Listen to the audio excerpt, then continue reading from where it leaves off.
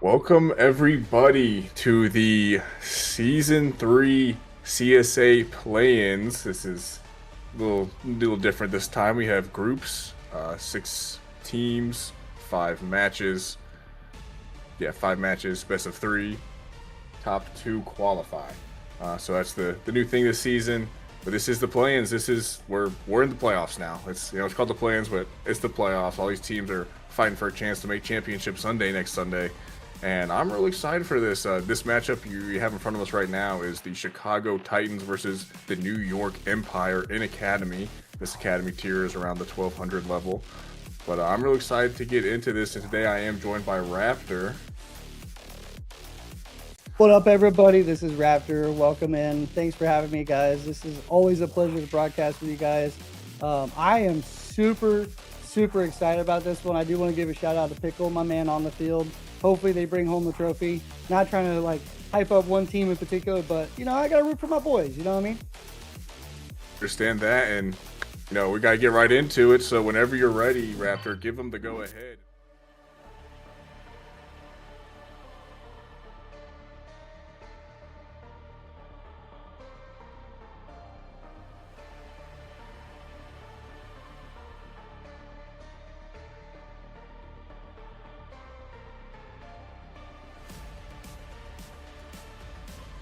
Um, 900 followers. Drop a like in there, drop a follow, and let's get this game started. Kickoff against Zach. Okay, Cruzada's going to try to take this one off the ceiling. Gets one touchdown.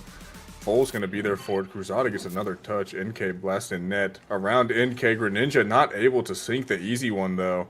And we see Onyx trying to take control of this ball. Onyx is definitely the player to watch for this series. They are one of the best players in the Academy. And I'm excited to see what they can do this game. So far he's looking okay. A little bit of misstep there, but first game is all about figuring out the defense, figuring out your offense, trying to find where you can fit everything in there. But keep in mind this is a best of 3, so you don't have a whole lot of time to figure it out. So the team that's going to be able to adapt mid game is probably going to be the team that's going to take the advantage here. We see NK trying to take the block. Green Ninja gets the good block right down the center of the field. Cruz trying to get it down, can't quite get the deal sealed. It's going to fall right over to another player. Zakram getting the touch. Red Ninja trying to take this across. Gets it across midfield, but there's nobody there. In7 comes in quick and gets the shot into the net. 4 minutes into the game, or 1 minute into the game, and we are striking hard, striking fast as we see the goal going right here. In7 gets a really good angle on the ball, and that's going to be the first goal of the game. Yeah, great offense there by the Chicago Titans, and we'll try to see how the New York Empire can respond to this. Their team may have a losing record to the regular season, but I do still think they are the better team going into this matchup. Onyx is as I said earlier, one of the premier players in this tier, so I want to see him, get going. He doesn't have that Reggie Giga slow start ability this time. He's got to get going quick, so I want to see that going. Q-Full with the ball, Onyx behind him. Q-Full kind of throwing this one away, not really controlling it as much as you like to see. Onyx tries to go for something a little too tight, though. Zakram going for this ball. Gets 50 by NK. Seen a lot of good midfield pressure here by New York, so it's good to see. It's a good indicator of offense later to come. Yeah, and if they can crack that defense, I think that they're really gonna start throwing a lot of more shots downfield. I know they really haven't had a good chance at offense so far. They've been kind of stuck on the back foot just a little bit, but just a minor adjustment on that, and they're going to be starting to really put pressure. And like you said, with controlling the midfield, that is super key. and being able to, again, look at, you see here, they're forcing Chicago back on their half of the field. They don't know how to control the ball to be able to get that ball down the field. And now with Onyx has an open net here, he does sink it. A little bit of confusion on the back line where Chicago kind of got confused on the defense. But like you said, controlling that midfield gave that easy goal in for New York. That it did, and we're a tied game about halfway through right now. Still anybody's game, though reminder to everybody watching, it is a best of 3. That means these games are uber important, and upsets are more likely to happen. Greninja King with the ball mid. Gets an off touch. Q-Full going to take this one up the sidewalk. Greninja King low on boost there. Q-Full trying to go for a little pinch here. Not able to get a great 50 out of Zakram. Onyx doesn't really read that correctly. As Zakram gets it past him. Q-Full on the back wall. Able to get this towards midfield. Reset. Not able to get anything else going. Onyx tries to leave it for his teammate. NK. Soft touch up. Back mid. Nobody there. Greninja King's going to take his time with this. NK reads. Cruzado with the ball. Over to midfield. And once again, that midfield presence out of the New York Empire. And Q-Full has a big 428 points right now with 2 minutes left. Great performance out of him. Bunched up was the Chicago Titans on that play. Yeah, and Chicago looked like they were trying to get a passing play started. They were dribbling it down the field, and they kind of hooked it to the left looking for his teammate. But New York was able to read it and was able to capitalize on it. And, small mistakes like that may not seem such a big deal in the short term, but as the score starts increasing and as the minutes on the clock start kicking down, that's when it's really going to become important. And Kate's just going to keep doing his thing, man.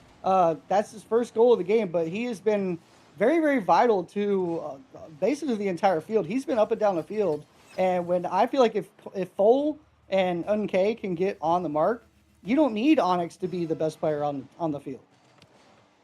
Yeah, that is true. They're playing really good right now. Cruzado tries to get something mid going. They're not quite able to. And I'd just like to mention on that last offensive possession we saw by the New York Empire that the Chicago Titans looked really uncomfortable on defense. And I think that's, in this tier specifically, a really good sign of what makes a good team versus an okay team. If you're panicking on defense at this level, like, I get it's still 1,200. This isn't, pro play, but I feel like at 1,200, you can't be as nervous there on defense. I think that leads to a lot of mistakes from these lower tier players, but we're seeing NK take this ball, tries to get over one, not quite able to. Cruzado puts it there. Greninja trying to get it past mid, gets it past one, and just puts it in himself. That was an amazing shot. Greninja King able to come within one now with a minute left. And I want to give a shout out to N7 because without his pass up to Greninja and the communication being there, I don't think that ball would have gone in the net because N7 put it exactly where Greninja could reach out to get to it. So really great communication by that team to be able to call that, be able to link that play up together. Chicago has been kind of being back and forth with New York, but New York kind of slightly having the advantage. But if Chicago can put those types of plays together, and unfortunately we're going to see a goal from Onyx, his second of the game, but that is goal number 4 for New York, and it's not out of the realm, but right now Chicago is looking like they're kind of struggling. Yeah, that indeed. Said Onyx shows the simple shot there. It said on the defensive end, the Chicago team does not feel comfortable ever. A double commit there out of the midfield. Zakram gets 50'd 1v1. Greninja King versus Onyx. Onyx is just going to play it to the corner. By time for his teammates. A bad touch out of blue. Demo by NK. Onyx is going to have time on this ball. Gets a touch on it. Going to try to get this mid to a teammate. NK needs to be up for this. NK a little slow though. Q-Full fakes and buys time for his team taking it to corner. Has to dodge a demo. Cruzado putting this on net. Onyx denying it. Back in this corner. 20 seconds left. It is do or die time. And Zakram is not making the plays you want to see from a team down 2 with 20 seconds left. Well, maybe they're just trying to reach out and try to see, okay, we realize that what's happened in this game is not going to, and we're just going to make it 5-all. Onyx being yet again the benefactor of the goal here.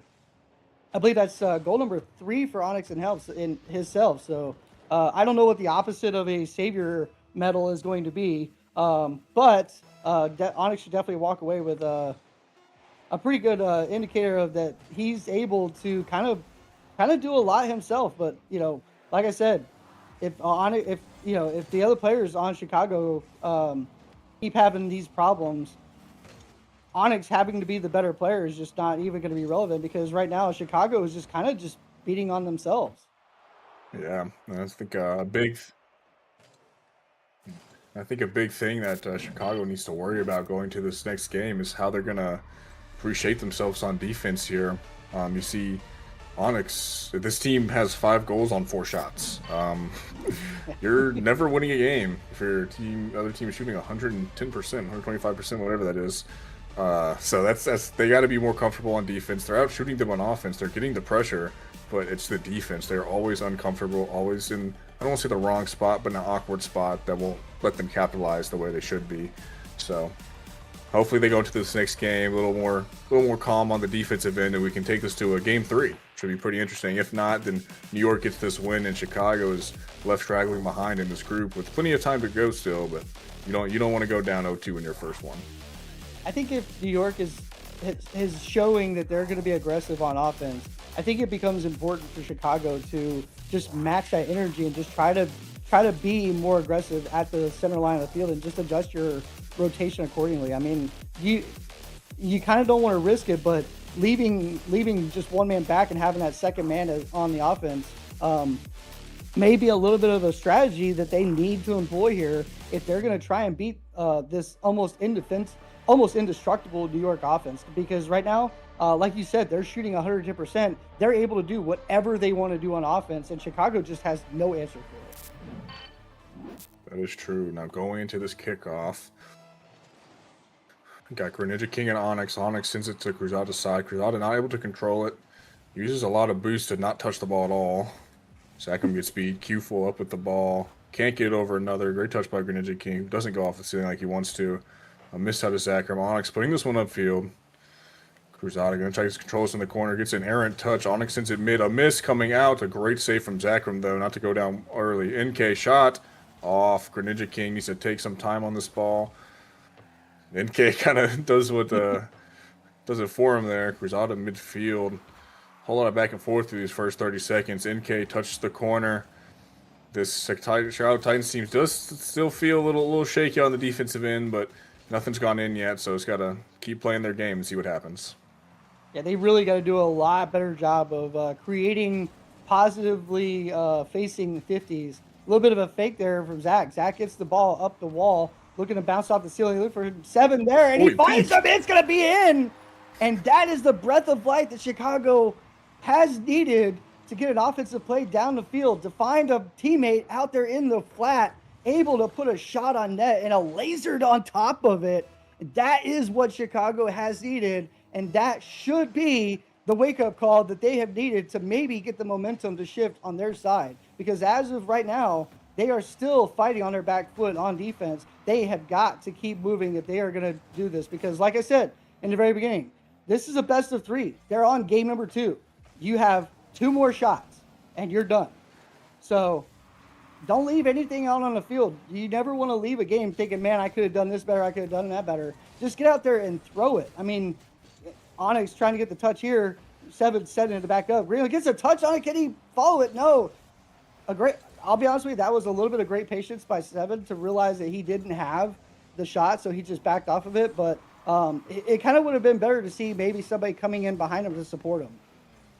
Yeah, that indeed. Cruzada a little awkward there. Onyx sends it down to Greninja. Great dunk by Onyx, trying to land back on it. Zachem gets a weird carry there. Q-Full is going to have. Sent to the corner by Zachem. Onyx hitting it mid. Cruzada there. Errant touch by Onyx, and then Q-Full own goals. What a series of unfortunate events from this New York Empire team. Onyx with a bad touch. Cruzada just gets a free shot. Misses, but then Q-Full puts it in for him. Well, I mean, to be fair, whenever you're playing Rocket League and you hit that shot, it's going to bounce out. It's going to bounce off the net in all kinds of crazy ways. That one was so hard to predict. I don't know that anybody could have predicted that it was going to bounce the way it did. So, unfortunately, just a misprediction on what the ball was going to do. But, right now, like I said, Chicago has a little bit of a momentum shift here. It doesn't help that you miss touches like that. You got to get those touches down the field. And that has been kind of the kryptonite for Chicago, for Chicago. They just have these tiny little missteps that really just give away all of their possession. They just cannot recenter themselves to get back on offense. They're just forced, and they kind of just keep defaulting back to, well, I'm just going to get back and I'm going to try to defend the shot. And when you have players like Onyx that are out there just absolutely just drilling shot after shot after shot, and then you have to battle with like possession like this where Anke is taking the ball over and leaves it right open for Onyx. Onyx getting blocked out by N7. But when you are in situations like that, you have got to take the risk, especially when your playoff hopes are on the line here. May not necessarily be that you're going to be knocked out, but you know, you want to have a good set of momentum leading into the later portions of the playoffs. This is true. Zakram taking this on the back wall. Onyx low boost. Gets a touchdown to Greninja King. Greninja King sends it back. Cruzado up early, trying to go for the touch mid. Not able to get it. Great touch by Onyx to get it out of there. And something I noticed from this New York Empire team I like to see more of, either this game to finish it or next game, is it's like an offensive game plan going forward. Most of their goals last game just came off of solo plays. As a team, they're not playing as like teamly as you would want them on offense, and that can that leads to them scoring 0 goals this game. They haven't been coordinated, and that one was probably luck. As I'm talking, that one was about 1,000% luck. Once again, I mean, I was right. It's not a team play. Yep. NK just gets a pinch up field, goes in the net. Third man caught lacking here from Chicago. And if you're Chicago, it would suck to lose this game. You have a 1-goal lead. Play to win here. Don't play too safe. I think they can go into this game 3 feeling happy. But New York still has plenty of time. Q-Full up for it. Gets one touch. Gonna try to get another one off the wall. 50's down mid. Greninja King's there. Sends it mid himself. Cruzado trying to get this out of harm's way. Onyx sending this back mid. Greninja King getting a touch. NK with a shot. NK saved by Cruzado. K-Fall trying to go for something. Sent upfield is Zakram. NK cutting at 2. Another great touch. Playing time a lot here is this Chicago Titans team, and Q-Folk overcommits on this. Greninja King able to get it past another, gets bumped though. Zakram demoed. Great demo to not allow what would have been game-losing goal. Greninja King controlling. Greninja King not able to get it past one. Zakram sends it to the side. A whole lot of time killing is what Chicago's been doing, and let's see if they continue to do that. Pops it right up in front of his net. No one's going for it. There we go, Greninja. Whew, that was dangerous play there. That you never want to drop the ball in front of your net, bro. Like, what are you doing? You know, and I guarantee his team is probably ribbing him for that the rest of the series. But right now, it's looking like Chicago is going to take the win here, and that's going to put us back even. So Chicago kind of learning from their mistakes in game number 1, kind of taking a different approach. And this time, the approach worked. I mean, you look at the shooting. They put 4 shots on net, and 2 of them went in. So the armor in New York's defense is starting to crack a little bit.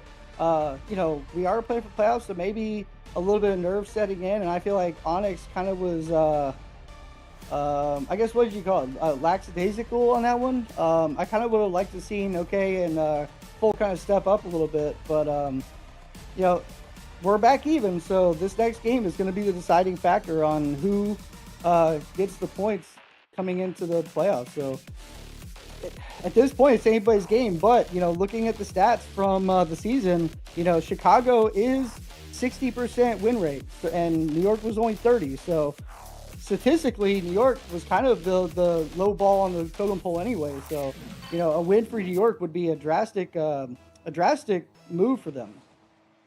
Yeah, Owens kickoff Cruzado, K-Full, NK sends it to the side. Cruzado there with boost in time. See if they can get something going here. Goes for a reset, does not get it. Greninja King not hitting that sidewall. Zakram up quick. Denied though. Cruzado got to take this to the corner. Gets an errant touch. This is just passing it mid. NK shot, and that is not how you want to start the final game of this series here. Cruzado gets 2 errant touches in a row. Basically just passing it. NK gets about the freest goal you can have in the playoffs, and that puts the Empire up 1-0 early. I really feel like he was just trying to catch it, and he just misjudged it. But that is a terrible misjudging right in front of your net. Yeah, hey, well, I mean, these guys are 1,200, you know, so I mean, they may not be as, you know, very consistent, but you know, they have the good ideas. It's just sometimes it just doesn't work out for them, just not being consistent. So Yeah, and you're kind of seeing it with how the games have been played. It's been very back and forth, and really the mistakes have kind of been the biggest factor. It just looks like in game number one, Chicago was making more of the rotational mistakes and stuff like that. They've kind of cleaned it up. New York started off doing really well, and now New York's starting to kind of maybe feel a little bit of pressure of the the the the game itself. So it could just be anywhere. And right now, the ball just sitting there in the field, just kind of just floating there. Um, both teams just got a little bit of tightening up to do, but depending on the other people that are in the playoffs, I just don't know that this type of gameplay from either team is going to be the championship winning team combination. Yeah, denied by Onyx, and we got a 1-0 game still. We had a great save earlier there by Q-Full, I believe it was. Upfield, Zakram's going to get a touch on this. Not a great one. Q-Full can't get to 50. Onyx and NK both diving at this at low boost. This could be a counterattack opportunity for the Chicago Titans. Ninja King too slow to read the opportunity, though. Q-Full going off the ceiling. Rosada gets a great 50. This is mid. Touched out by one. Double commit there, and this is a wide open net. And this is 1200 gameplay, folks. The blue team, Greninja King, he's just missing an easy one in front of his net, and Q-Full is gonna take his free goal when he can get it. And once again, this is that Titans shaky defense we saw in the first game, where they don't feel so confident. They're missing easy touches. Can't really have that in the final game here. NK gonna try to take control of this. NK getting dusted by his teammate there. Zakram tries to get a touch. Denied by Q-Full. Cruzada trying to send this one mid for a teammate. NK there, though, instead. Zakram gets a good touch on it, though.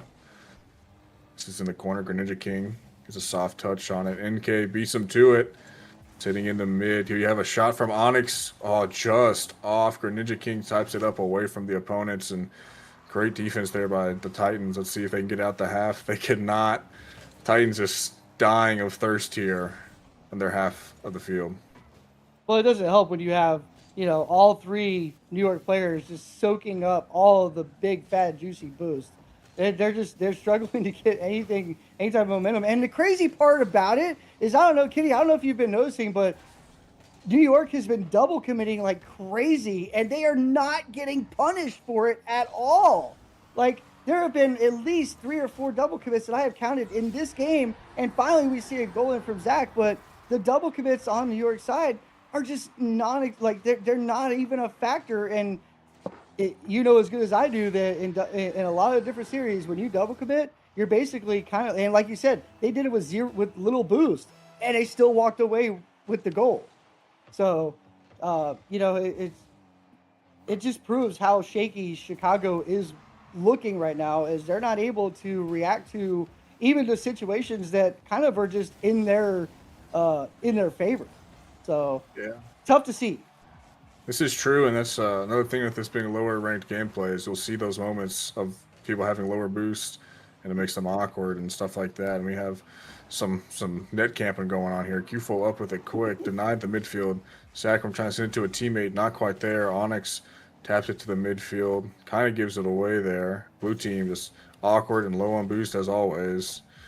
Q-Full gonna try to hit something upfield here, gets bumped. Greninja King sending it right on back for the New York Empire with a minute left in this game. Still plenty of time for the Titans to get a goal.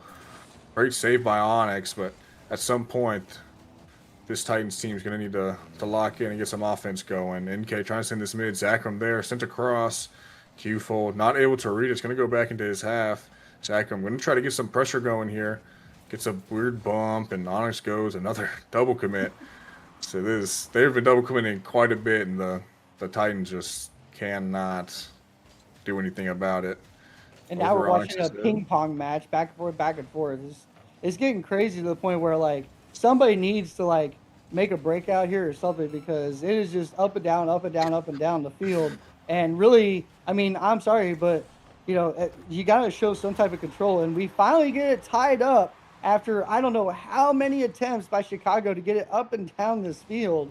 But both teams, not really showing a lot of control. They're doing a lot of just booming down the field and just expecting somebody to make a mistake. And, even at this level where they are inconsistent, the normal gameplay in ranked right now is just to just ping pong match all the way through it and just wait for a lucky shot to go in. And unfortunately, when you're in a competitive scene like this, you're gonna like your coaches and your franchise leaders and stuff, like they should be warning you that hey, you guys need to step it up. Yeah. Seeing a pop up here. Go ahead, go ahead. Says we see if this one hits OT, looking likely, and it does. I would like to mention that last goal scored by the Chicago Titans came off of another infamous New York Empire double commit. Onyx thing into his corner. Mistouched by Zakram. Sent upfield by NK. Got to see this Titans defense be strong. They've been pretty strong the second half of this game. See if they can continue it into OT. Reminder, everybody, that whoever scores the next goal wins this series, and they get that on their record for this group stage here. Onyx sending this one upfield. Greninja King misses the touch. NK didn't die for that. Misses the touch there. NK playing a little passive there, second man. Oh no. Q-Full back. Q-Full gets the touch to the side. 3 people in the same corner here for the Empire. It's one soft touch out. Great save by Onyx when he needed to make one. NK gonna be on this ball. Sending it upfield.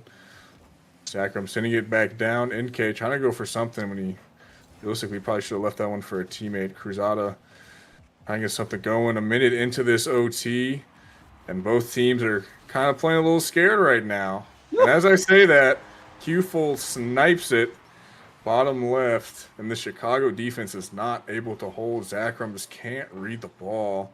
Greninja King helicoptering, and then the New York Empire come out on top here.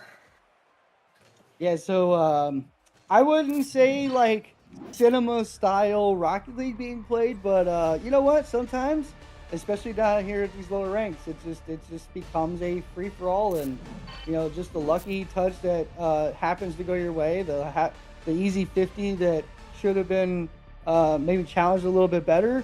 Those are the kind of the things that end up getting the win. So we saw New York walk away from it as the winner. Let's see, we got about 2 or 3 minutes before we are scheduled for the next match.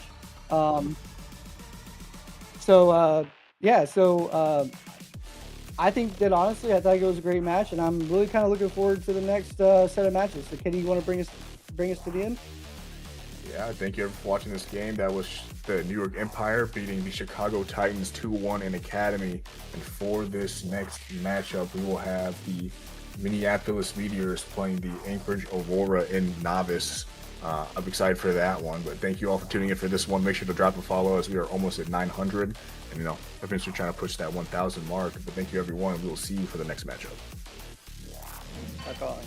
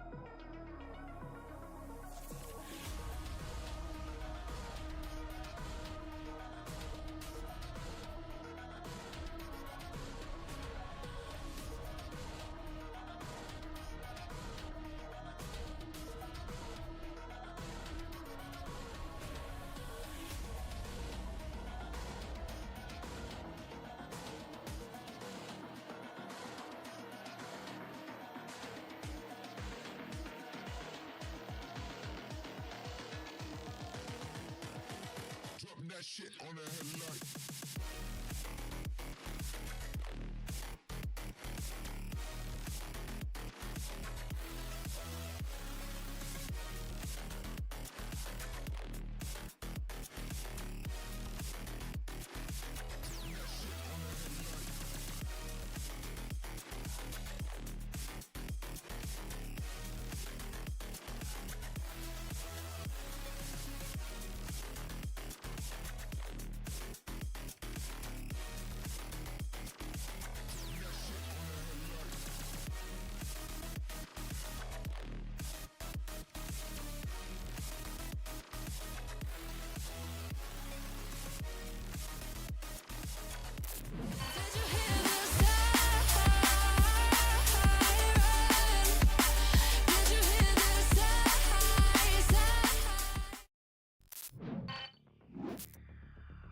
Alrighty, everybody. Alrighty, everyone. Welcome back. This is the novice matchup we have going here. This is the Minneapolis Meteors versus the Anchorage Aurora in the novice tier.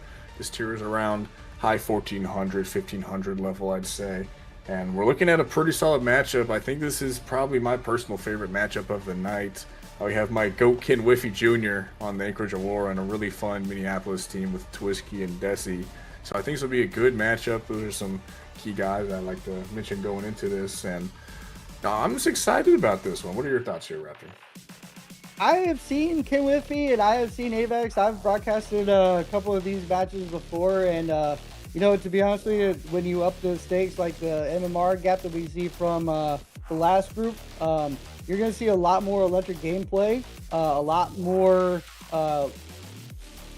consistency. So when you pick up the level like this, the intensity also picks up. So I am super excited to see how these teams are going to battle it out. You know, these teams are, I was looking at the stats on these guys. These guys are basically dead even. Like, there are like, if you were just looking at it statistically, there'd be no way to know how to pick this. I mean, it's just crazy that the level that these guys are at. They're so dead even. I mean, their win ratio, Anchorage is at 54% and Minneapolis is at 68%. But I do want to mention that I was looking up the stats earlier, and Minneapolis, they lost to Anchorage the last time they played against each other in the regular season. But Minneapolis went on to win the next 10 games in a row. So whatever they couldn't figure out against Anchorage last time, Minneapolis picked up the pieces and just ran all over the rest of the division. So I know you like to say Anchorage, but looking at the things that I've been looking at, I gotta kind of go against you, man. I think Minneapolis has got a legitimate shot here. Yeah, I do think they have a pretty solid chance. They're a really good team, and they went on that big win streak. Before they made that roster change, they sat in 20th out of 24 teams. They were real down in the mud there. This goes to show you just one little tweak, that could be the difference, especially at this level, 1400. These guys are, getting up there. So, team plays are going to be a big factor. I really think that if Ken and, Avex can get together like they have done in the past in a lot of the different matches, that's a deadly combo. But, it kind of is going to be incumbent on Dead Sino to really kind of step up his game, because the other team, Minneapolis is going to know who the stronger players are. So they're going to just kind of be, if I was on Minneapolis, I would be relentlessly challenging Ken every single step of the way. He would not get a free second on the ball at any point in the game. So you take Ken Whiffy out, and then, Avex, like you said, strong player in his own right, but you have another man carrying him. That kind of leaves a 1v1 between Deadshot and Sly. That kind of could be the deciding factor here, but I really don't know. I mean, I have not seen the lineup of Desi, Twiz, and Sly, so I don't know how these guys interact, but I mean, the winning record kind of proves that something is going right? Yeah, and these guys are in the lobby, so we want to get them going. So if you want to send them in, Raptor, be my guest, and we can get this series going. Reminder to everybody watching this is a best of 3, so if you win 2 games, you win that series. So not as many mistakes are allowed to be made here. So we have Ken Whiffy on the kickoff. I'm wrong. Oh boy, it's about to get crazy right now. Whiffy actually losing the kickoff, but I don't think he's going to be upset about it, because Denchino had a kind of an open field to work with there. Kind of took the chance to try to maybe draw a defender off the net. Couldn't quite get it to happen. They were really good about reading that. Milwaukee, I keep calling it Milwaukee. Minnesota was doing a great job of. God dang, I can't even get it right then. Minneapolis doing a great job. Sorry, I'm all kinds of fumbled. You're all Desi good. trying to get the touch out center, looking for Sly to get the touch, gets the redirect down center, it just floats. Avex able to save it. And right off the bat, we're seeing explosive gameplay. These guys are, getting really good looks on each other. It's just going to take who's going to make the better play here to decide the game. That is true, and one thing we're going to look at in the series specifically is the player Desi and Ken Whiffy with an amazing goal there, of course, not assisted by anybody on the blue team. But a player I really want to highlight. I really want to highlight going to the series is Desi. He was formerly. He's known for having quite a lot of success in CSA. Season 1, being part of the best CSA team of all time, has still been unmatched. They won the finals, went 15-0. Great player, and is a great player for that season. Won MVP as well. And Desi, as I say his name, double tap off the top of the backboard. Wait, Desi was on the undefeated team? I remember that. I remember broadcasting the last part of the season. Dude, they were incredible. Yeah, great player there, and he was also made top 4 last season in Novice, making his way back down to Novice this season with some slightly lower level teammates than usual as he fits into the tier as a higher player, but he's also one of the best players in the tier. So I'm interested to see what he can get going. We already got that amazing double tap to start it off. Ken Whiffy trying to take control of this in the midfield, gets it over 1. Dead Chino up. Dead Chino trying to go for double tap of his own, bumped off. Ken Whiffy not able to sink that one in. Another missed shot by Avex. Ken Whiffy trying to keep this one up. Sly going to take his time here. Dead Chino gets a good touch into the corner here. Twisky going to go for a 50, gets one, and we see the Minneapolis Meteors on the attack now. Yeah, they're doing a really good job of trying to move the ball down the field. They just haven't had a chance to, besides that one goal. They've really been working, and Twizzy getting the touch there. Just, oh my God, that's actually just incredible teamwork. Sly popping the ball up. Could have maybe pushed it towards the corner a little bit more, but That was a great read by Twiz to try to drop that in on the angle, and that puts them up by 1 goal. 3 minutes and 17 seconds, and like we said, this is best of 3, so every second of every match at this point kind of counts to the end, because you never know, that one goal that you missed could have been or could be the deciding factor for the whole series. So Sly taking control here, trying to get it back to his teammate. Does in fact get it to Desi, who was waiting in the wing. This may go all the way down, but Decino finally getting the touch. Twiz going to try and keep possession here, trying to push this ball back onto the last back line of the Anchorage. Sly waiting for the touch. Very, very patient. And you notice a lot of things that you see a little bit different from what we saw in the academy. These guys are a lot more patient. They're willing to pick the times where they can be a little bit slower and maybe pick up the pace and just kind of change the variations. Controlling the pace is a huge part of this type of gameplay. And right now, it really seems like Minneapolis is doing a slightly better job of controlling the pace. But I will say that Anchorage has been looking really good when it comes to coordinating team plays. And indeed, Kinwiffy sending this to the side. Desi even trying to go for something here. Not able to get that second touch. Twisky denied by Avex. Another thing you'll notice in this tier is just they feel more comfortable in situations. Like the situations you see, the saves that are being made in this tier, those academy teams were they weren't making. The academy players weren't making that. They didn't feel comfortable in the situations. These players feel a lot more comfortable. Great save by Kin. Dead trying to send this to the side. Desi with a shot on net. Avex not able to save it, but it's not in. And the rebound by Sly, putting Minneapolis up 3-1. I would like to shout out Avex real quick. I drafted him 5th round in Novice this season. I think he's a pretty solid player, so shout out to him. Yeah, he's doing really good, and he proved why he's able to be at this level. He made a really great shot there. Decino getting the beat on the 50, or on the kickoff, excuse me. Twiz trying to rotate it back to Desi, trying to get it over, but you're not getting past Decino right now. These guys are just looking like they have every piece of the puzzle put together, and they are looking, Anchorage is looking so good. I know the score doesn't necessarily reflect, and this game doesn't necessarily, overall doesn't necessarily reflect it, but they are making some headway, and they do have the ability. It's just right now, Minneapolis just kind of just looking like the better team when you have Desi out there just absolutely just going crazy with the ball. So kickoff coming in now. Desi trying to get the touch, gets the beat, but it's pushed back to Kinwiffy. Kinwiffy looking to slow this play down, gets it underneath Twiz, trying to get it past Slide. Slide knocks it out right into the hands of Avex, who's going to try and make something happen. He doesn't have any boost, so he's going to have to throw this away, wait for Ken to get it. Ken gets the ball, but it's out to Twiz. Avex looking to try to turn. He does turn on it. He gets pushed out to the center. Wait for Ken. Decino gets a demo, trying to set something up here. Leads to leading a player off the field for just the time being. Not able to score the shot. Slide banging this down, looking for Twiz. Can't quite get him. Ken blocking the ball out. And right now, it is an absolute battle royale out here in this pitch right now. And I tell you what, if it wasn't that Anchorage was down by 3 goals, I would say just from the get-go, this would be an even fight all the way through. Yeah, that indeed. As we see Kinwiffy trying to go for this, not getting there. Desi's off the backboard. Twiz not able to read that. Avex misses. Slide putting this one up high again. Desi going to go for the second touch. Not quite barred down. Another save. Another save. Some saves coming out here last second, but too little too late, as we are going to see the Minneapolis Meteors take game 1 in pretty dominant fashion.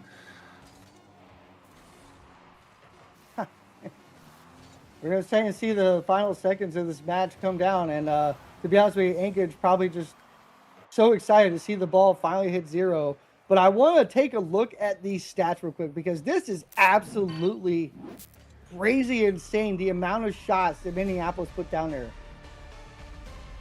15 shots to Anchorage's 6. That is just an absolutely ridiculous amount of shots. Now, I understand that like some shots here are recorded shots, even though they're not really actual shots, but that is a tremendous amount. Or excuse me, it's 14. Apparently, I couldn't do math earlier. But 14 shots to 6. I mean, that's crazy. And then to only be held down to 4 of them. So obviously the defense of Anchorage is doing well. So if I could put a word in Anchorage's ear, maybe start getting a little bit more shots on net, for your offense. Yeah, and another part of that's controlling this midfield. We see this Minneapolis Meteors team, they're flying around, they're being aggressive. We need to see a little bit more out of that in this Anchorage team. Ken Whiffy being said, I don't want to put too much weight on his shoulders. I do believe this team is completely different from about 3 weeks ago or 3 match days ago, as his teammates could not be here for the Sunday, so they did have to remake the team. I'm seeing a black loading screen right now, so that's really awesome. Everyone blame Wi-Fi. W Rocket League. Try to get this one figured out as soon as possible. Yeah, well, we'll be sitting on Black Street for like 3 minutes, so don't worry. Go grab your popcorn, ladies and gentlemen. You have time. Yep. But so far, right? So, Kitty, right now, since we got a little bit of time to actually kind of take in the sights of everything, are you still holding to your boys over on Aurora, or how you feeling right now? I got to. I love my guy Ken Whiffy Jr. He's one of my favorite GMs to talk to and be around. He's an old head himself. I think he's the ripe age of like at least 75, if I were to guess. He's out there getting stuff done. So gotta love the grandpas out there still kicking it in this world, and I think he's one of them. So I wouldn't be surprised if he takes another one here, or he takes one here. He's a great player. This Minneapolis team is looking real dangerous as of right now.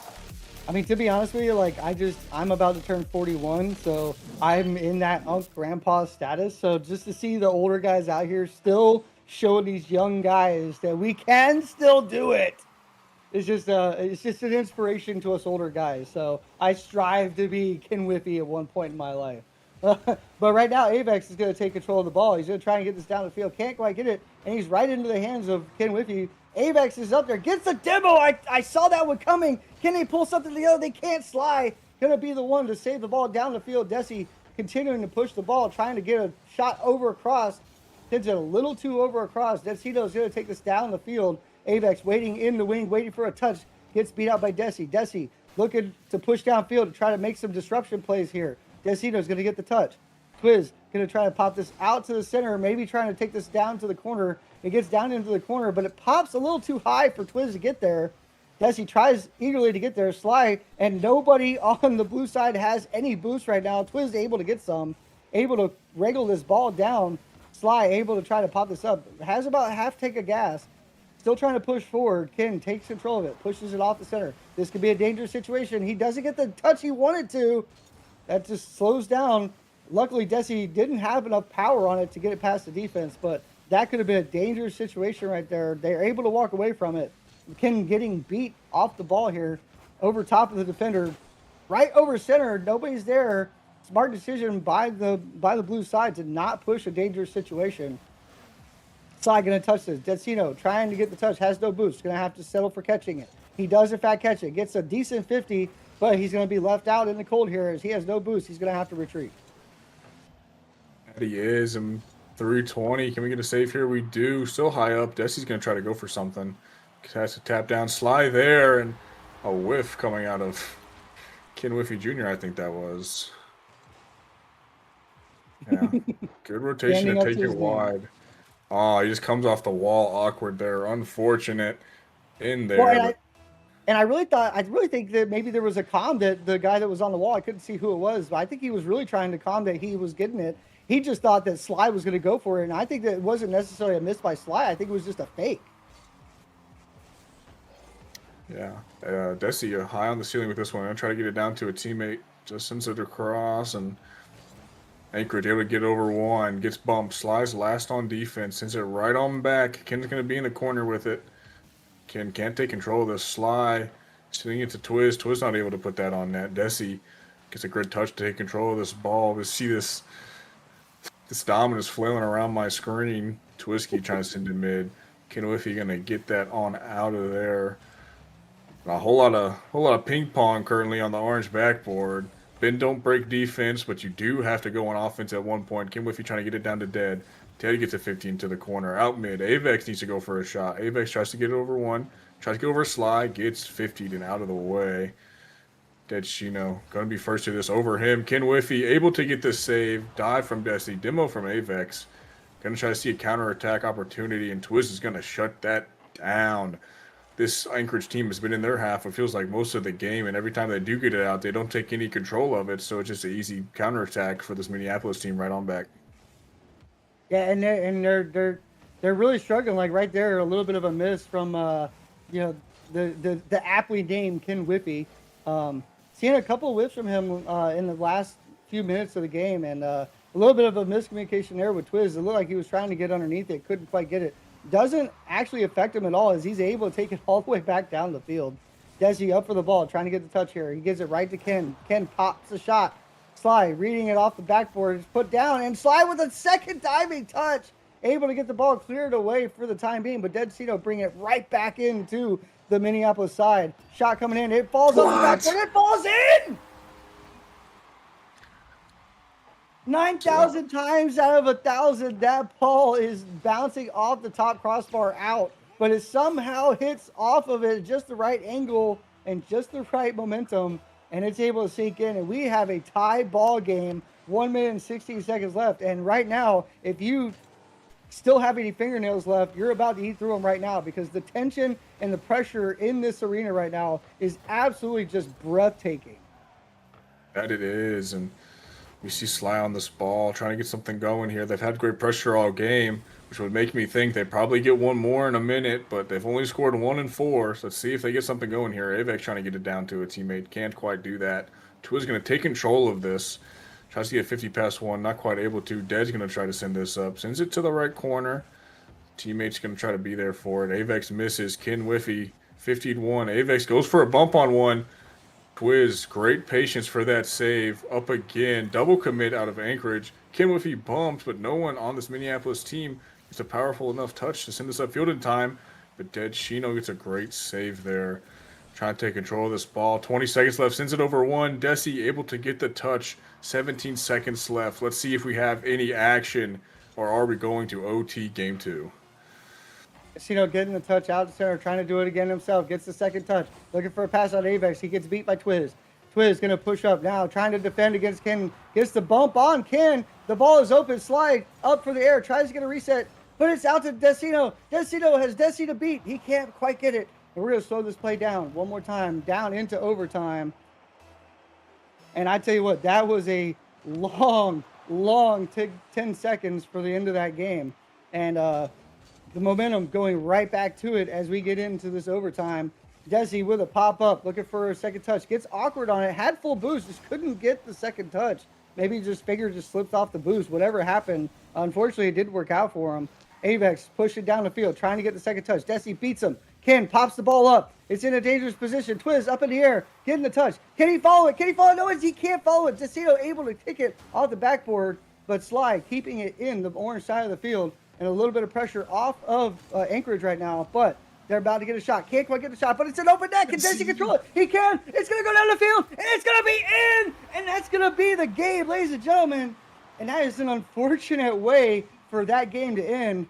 A little bit of a overcommit by the third man on Anchorage, able to just send the ball down the field, and a great defensive stand by Minneapolis to finish that game out.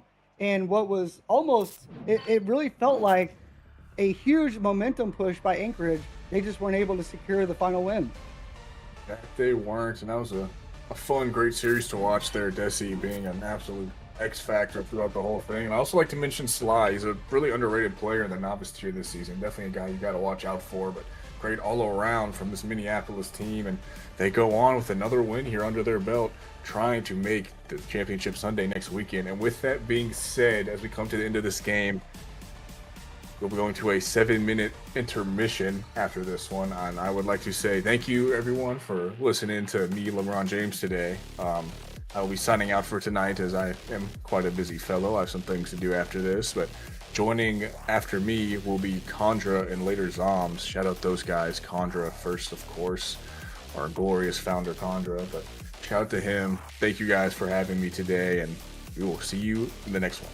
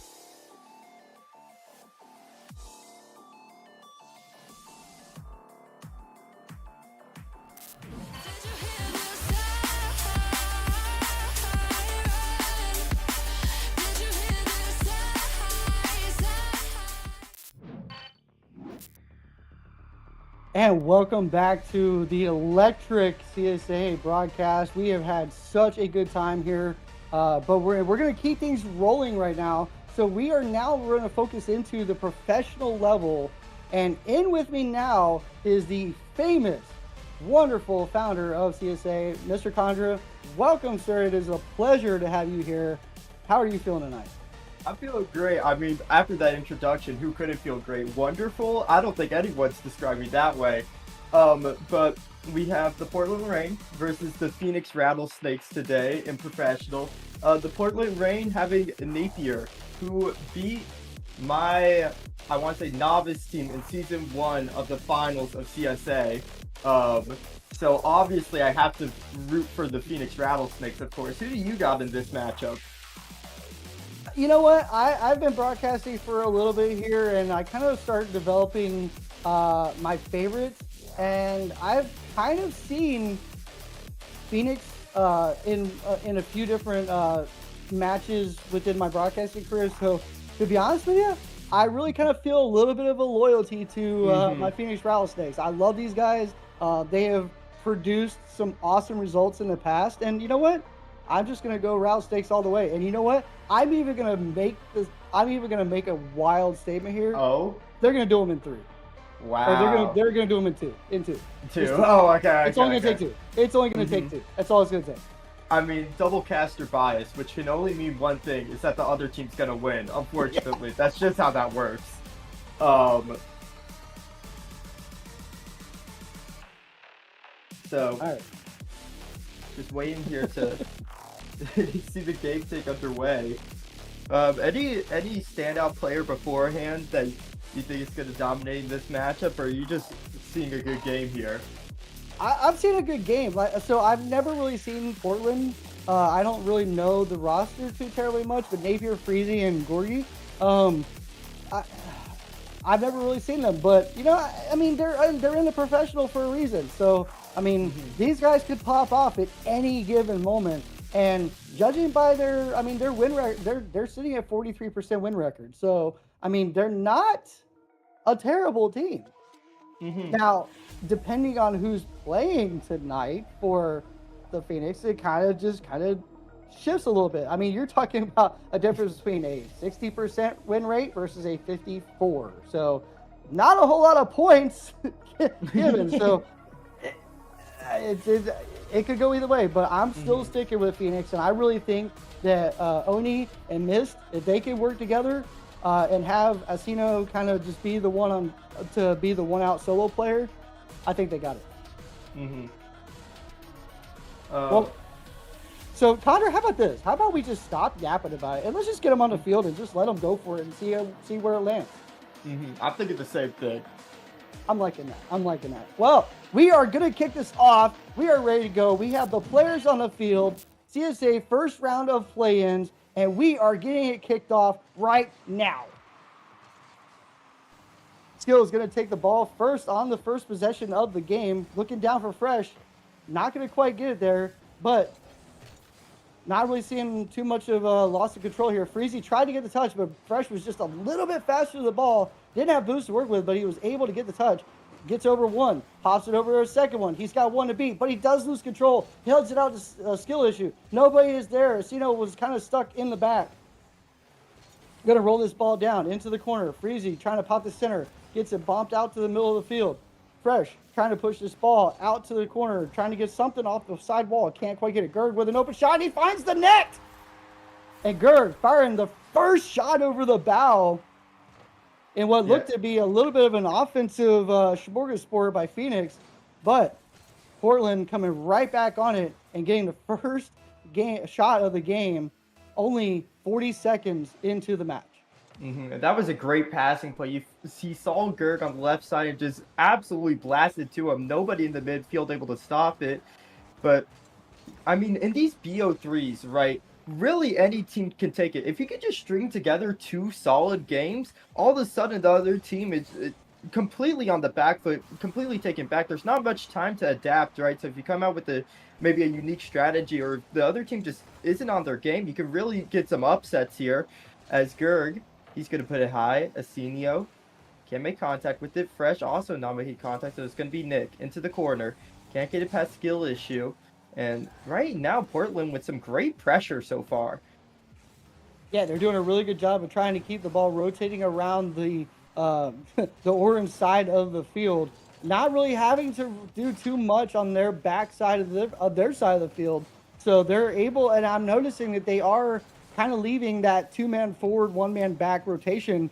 And, that is really good if you know you're going to be an aggressive team and you have a lot of confidence in your third man. And right now it seems like, Portland does have a little bit more respect for their back third player, as they're able to just put shot after shot after shot. They're already on 4 shots, and we're only, 2 minutes into the game, and they're just absolutely just laying on shot after shot. They're able to get the ball down the field as we see Gerg about to fire a shot. Nick tried to redirect it. I kind of felt like that ball almost should have gone in. I mean, the angle looked like it was perfect from my point of view, but we're going to continue playing here. Fresh popping the ball down to his teammate Skill Issue, who just kind of booms it a little too far for Fresh to get the second read.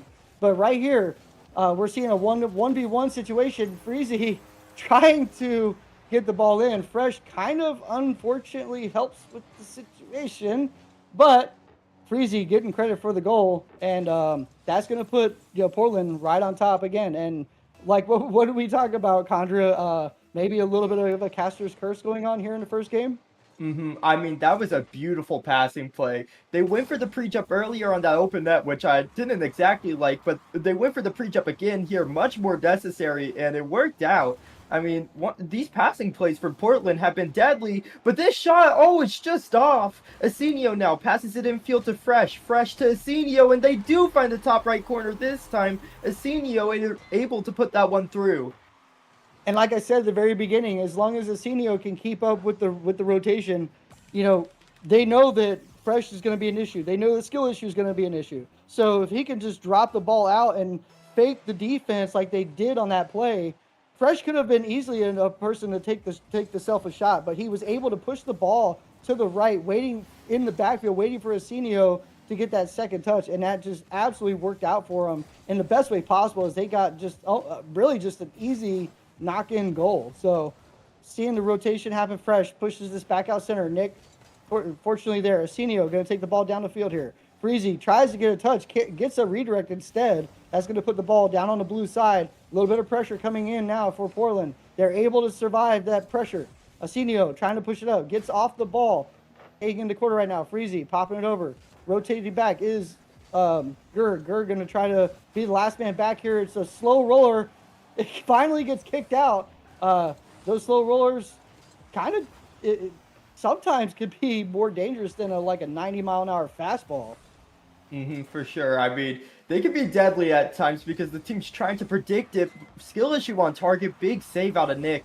And the Rattlesnakes, they're starting to build some momentum here. They're starting to find some pressure. They came out into this game a bit slow, but they're putting it all together here, and it's the perfect moment to do so. But Gerg's into the air. 40 boost, gets past one, but bumped off the ball, so Asenio will have it out to the side. Freezy, only one man left, but BB Fresh does so well there to get a touch on that ball.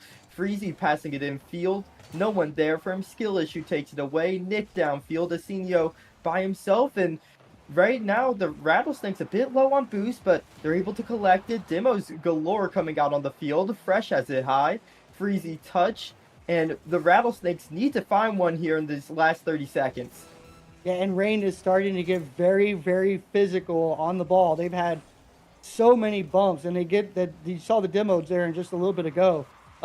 So adding to the pressure of Portland up by one, now they're starting to become a lot more physical and a lot more aggressive. And Phoenix has to be really, really careful here. They need to score a goal, but you have to kind of calculate your risk and take the risk as given to you. They have one final shot here. The ball is still up in the air. They need to score here right now, but they're not going to be able to do it. And that's going to put Portland up in the series. And all you need is two. So already Phoenix finding themselves on the back foot, and they're going to need something in game number 2 that's going to just blow Portland completely out of the water. Or I'm sorry, but my prediction is going to be completely out the window. Our prediction is going to be completely out the window, in fact. It pretty already is, because I called it in 2, so I don't know. I'm pretty much cooked in that space anyway. So. But once again, in these series, it's just as easy to get a quick win as it is to get a quick comeback. Only 2 games needed, right? If you could put it together, you had some momentum in that last game, right? You had the final goal of that game. Last goal doesn't win in this case, but still, you were able to put together a much better game than the start. It's just about, stopping Portland early, don't allow them to gain that momentum. Otherwise, they're going to run all over you. And Gerg trying to do just that, but Asenio with a nice block, and he's going to have possession on this one. Looking maybe under, looks for the 50, doesn't happen. Nick passed one. A skill issue, though, that's on target. That's going to go in. I believe there were some bumps coming out in front, and skill issue just puts it on target.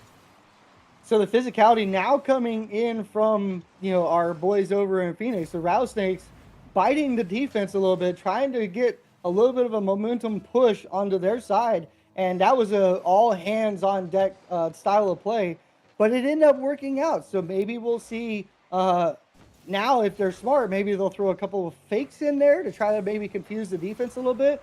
But right now, the Rattlesnakes looking good. They just need to hold on to this, and they need to keep pressure on Portland. And like you said, Portland, has been very aggressive, very very physical, and they need to, and Phoenix needs to really kind of meet them at their own game. I feel like that's the best strategy when it comes to dealing with a fast, aggressive team, is to match that aggressive, fake the aggressiveness, and then slow it down into a controlled play. Like we just saw right there, Gerg with a great slowdown, able to get the ball, gets it over top of 2 defenders, can't quite get it all the way.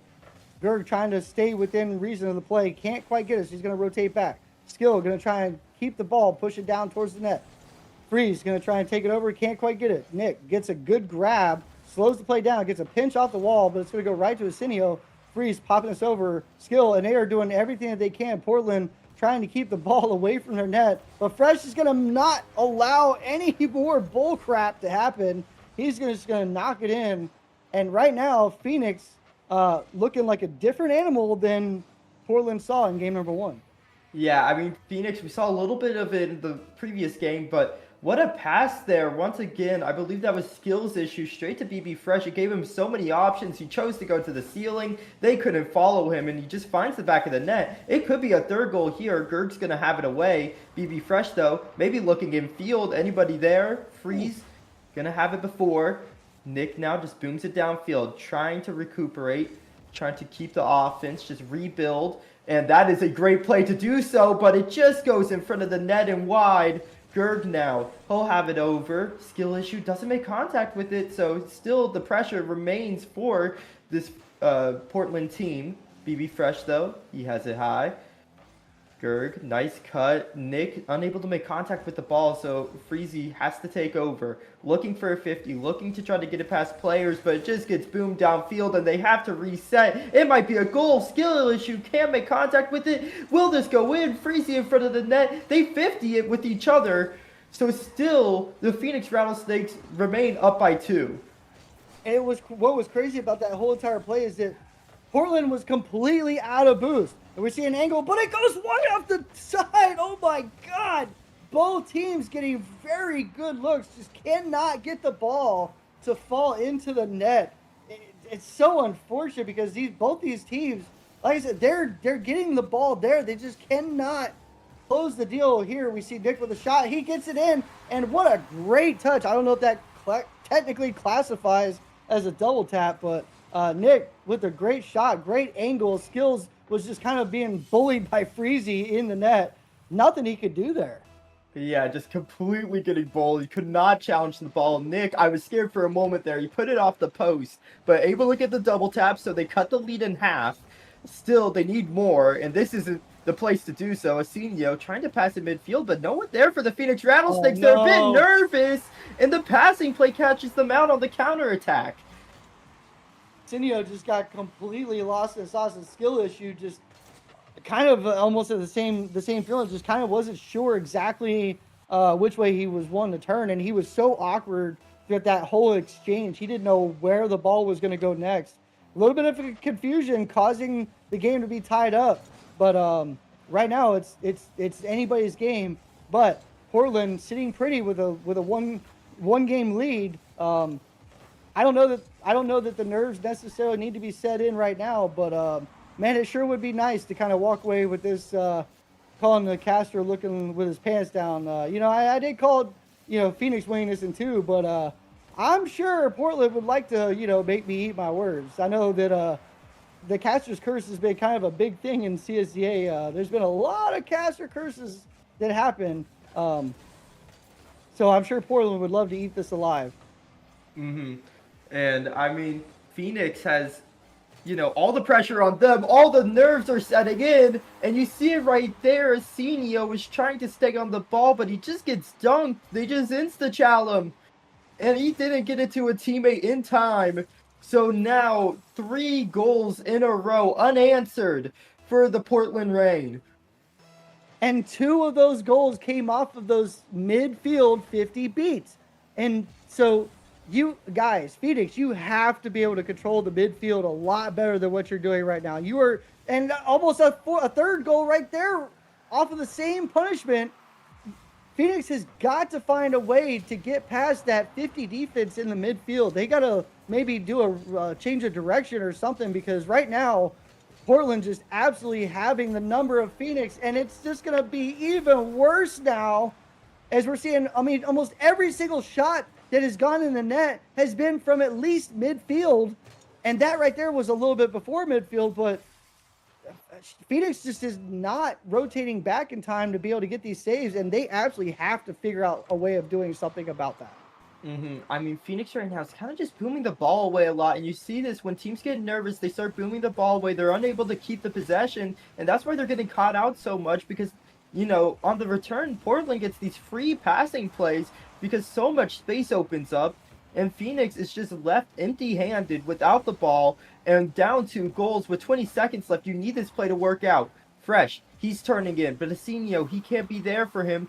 Freezy, flip reset, dunks Asenio, and with 10 seconds left, that might just do it. It's off the back wall. Freezy turns in, and that will do it. The Portland Rain able to win it out 2-0. The ball is still up, but this is just more for bragging rights now. Is Portland basically absolutely dominating this game, and what seemed to be a little bit more of Phoenix. I mean, Phoenix came out of the gate really, really strong, but Portland just, wow, what a turnaround! And like we saw, this is only 3 games. You have like maybe mid-match to change and adjust your gameplay, and Phoenix not able to adjust, but Portland able to adjust basically on the fly, play to play, and it clearly showed that they were the better team in this matchup, and they're gonna walk away with the win here. And this proves that casters have zero ball knowledge, as always. And that's why we cast, and that's why we don't play the game. Am I right? Yeah, that's why we're not on the field. I'm sorry. Well, I mean, just an awesome game. Like, if Portland can keep this momentum throughout the rest of the playoffs, I don't see that any other team is going to have anything for them. They just look so crisp. Every play was intentional. Every play had a reason for it, and I would really love to see, as much as I love my Phoenix boys, I kind of want to say, man, I think Portland might have something special here for this playoff. I mean, the amount of trust they have in each other with those passing plays. I mean, you saw multiple times they were pre-jumping, they were faking for each other. Just the comms must be immaculate there. The vibes also, as they get that win 2-0. Any last words? Any final thoughts? Not as far as the game, but I do want to remind everybody watching, like, we are so close to getting our 900 follower count. I really want I just got word we actually did hit 900. So guess what, boys? We are not done with this rally yet. I want to see at least 950 by the closeout of this series. So get your family, get your friends, come in, watch the stream, come catch us live. This is a great place to sit here and maybe throw some popcorn on, right? Maybe drink you a little Mountain Dew, or maybe something a little spicier than that. But do what you gotta do. But drop the likes in this chat, guys. Like, CSA is doing great things for this organization, and the people behind the scenes that make this stuff happen, these guys are the GOATs. I'm telling you, you guys know Nuki. You guys, like Blizzy, behind the scenes tonight. Nuki took a night off. Blizzy stepped up in just extremely awesome fashion. The stats team calling up, and even our founder showing up tonight to make things happen in CSA. I just want to give a personal shout out to everybody that's behind the scenes that make everything happen in CSA. You guys are absolute GOATs. Agreed. So we are going to take a little bit of a break. I need to wipe the sweat off of my brow, and I need to maybe lick my wounds a little bit from my prediction. But we're going to take a quick break. We're going to get you guys back into it, and stick around because, the night is not over. We have we have Elite coming up next, and then we still have Superstar later on. So stay tuned. You guys are going to love it. I guarantee it. That shit on the headlight.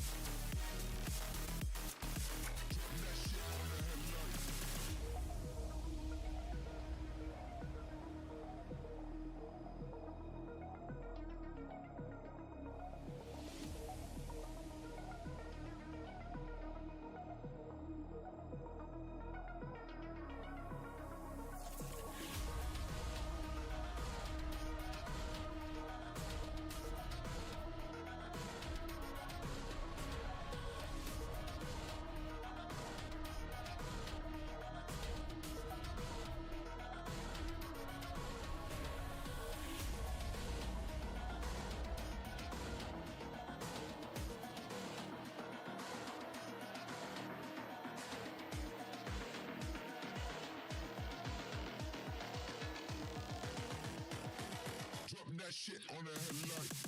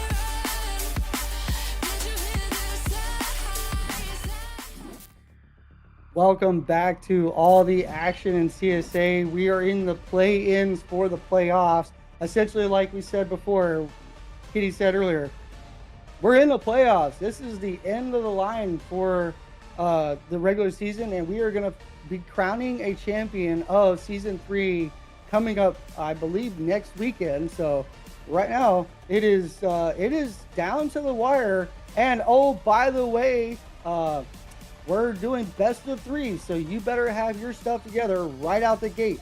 Welcome in, everybody, to the broadcast booth. With me now is Mr. Zoms. It is always a pleasure to broadcast with you, sir. I am super excited. How are you feeling tonight? Fantastic. Ready to get the show on the road. Of course, we have this group style play-ins to qualify for that playoff. Those 4 teams waiting for them that were on the top of that group. These teams have a lot of work to do to get through the mud of these groups, and it is not forgiving. Only, I believe, top 2 advance from each group, so you really got to be at the top of your game. And both of these teams, I believe, right now are struggling in their group a little bit. Both sitting, I believe, 1 and 2, if I'm looking at this correctly. So both these teams desperately need this win, and honestly, I think that if they lose this best of 3, they might be out. So this is lots of stakes on the line here. And to dive in a little bit more about these rosters, we got Savannah and Toronto 6. On the side of Savannah, we got Mirrored, Plasma, and Sangani alongside Daiquiri. And then on the side of Toronto 6, of course, we have Frostbeard, Joystick, Spalty, and Virus. Now, who exactly is going to be on the pitch here tonight, we're going to find out, but this is a very important game, and maybe, I mean, this might be the most important game for both these seasons to really turn around their kind of slow start to the group and to really gain some momentum here, Raptor. Well, I'm kind of low-key rooting for Toronto. I called most of their games throughout the season when they were on stream. I called their match when they were in the majors, and they did kind of come out triumphant. I believe Toronto won major number 2, if I'm not mistaken. So I've always had a soft spot for my boys, Joystick, Spalty, and Virus. So I'm kind of just wanting to root for them a little bit.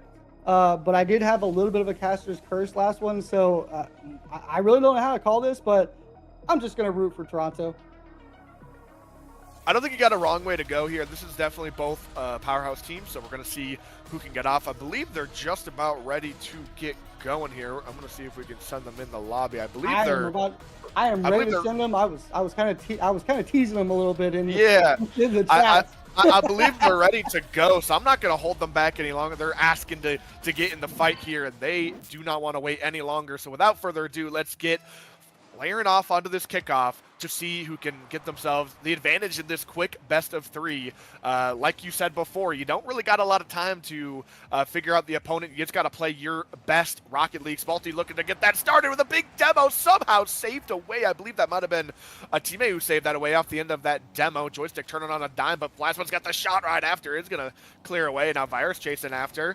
And I want to mention that you said you're back in Toronto. I guess I'll have to back Savannah, but I might be in a little bit of a predicament here, as there's immediately a goal for Virus off the end of I believe an own goal for Plasma. A little bit unfortunate, but I will still back Savannah here as you're back in Toronto. Split the desk a little bit here, Raptor. But 30 seconds into this first game, and Toronto got themselves a lead.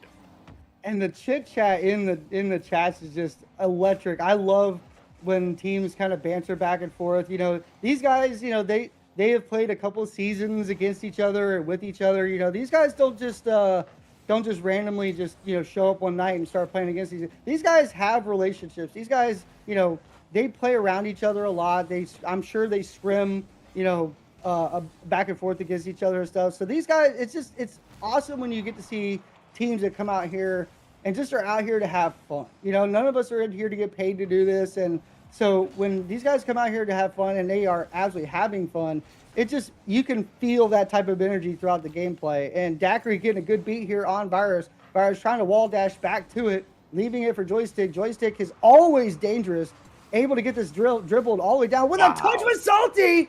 Nobody even saw him coming. Spalty with the touch. off of a great fake out by Joystick. It looked like he was just going to dribble it the whole way. Comes off the ball just in time for Spalti to slam that ball home.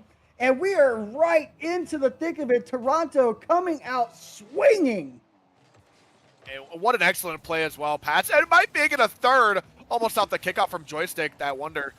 And maybe a midfield pass, but Dagger's got that shutdown off the sidewall, chaining together a couple dashes as he's low on boost. Multi pre-jump and playing the high, but he goes low, and the follow-up teammate does have the response. Down 2, Savannah are looking to, get their paws into this series as already, at this deficit. This is really scary. Nice bump out from the mid pass. Dagger looking to find Sangani down the line. Will find him, but Joystick's already cutting that play out before it even begins. Plasma maybe looking for the backboard.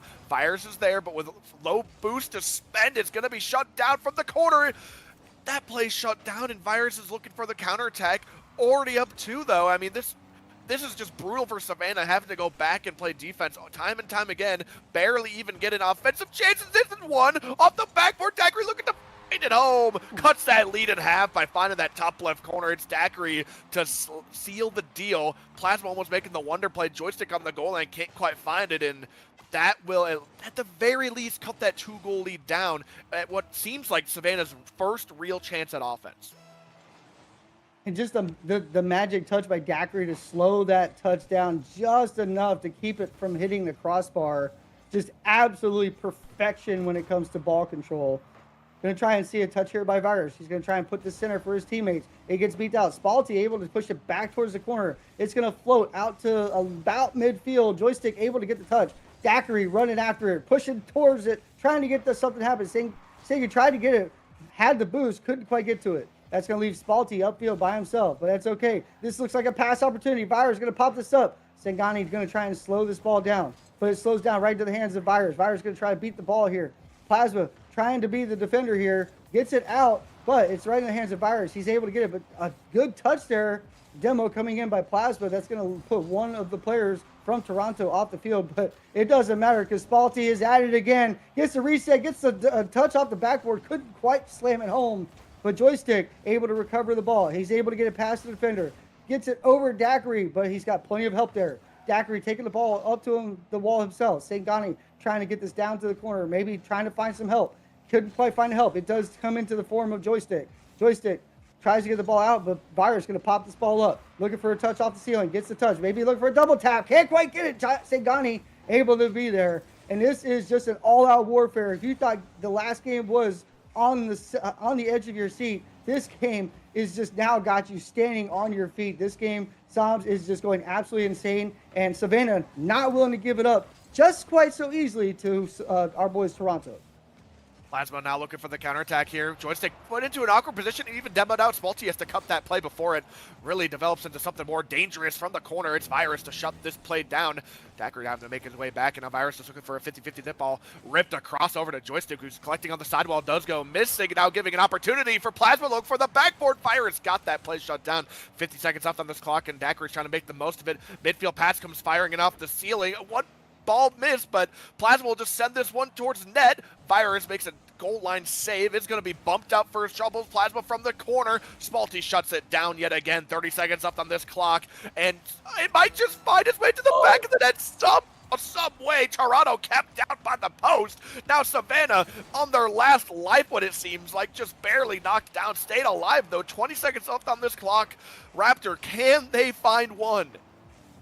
Well, if they didn't have to fight against the fourth player on the Savannah team, the backboard or the post, maybe they would get something in. But right now, they are finding it hard to get a shot in the goal. But, I mean, for Toronto, they don't really need it. Savannah desperately looking for a final second goal here. It's going to find the ground. It finds the ground. Toronto going to win game number 1. But, oh, my God, do not count Savannah out. They had it all the way up until that unfortunate goal. And keep in mind, one of those goals was an own goal. So this game, if that unfortunate own goal hadn't have happened at the very beginning of the game, I feel like this would have been a very different result.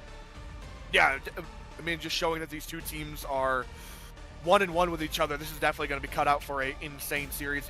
But the problem is that this is a little best of 3. You know, this game is really, I don't want to say all the difference, but it is a huge difference. And now that you know, Toronto got that game advantage.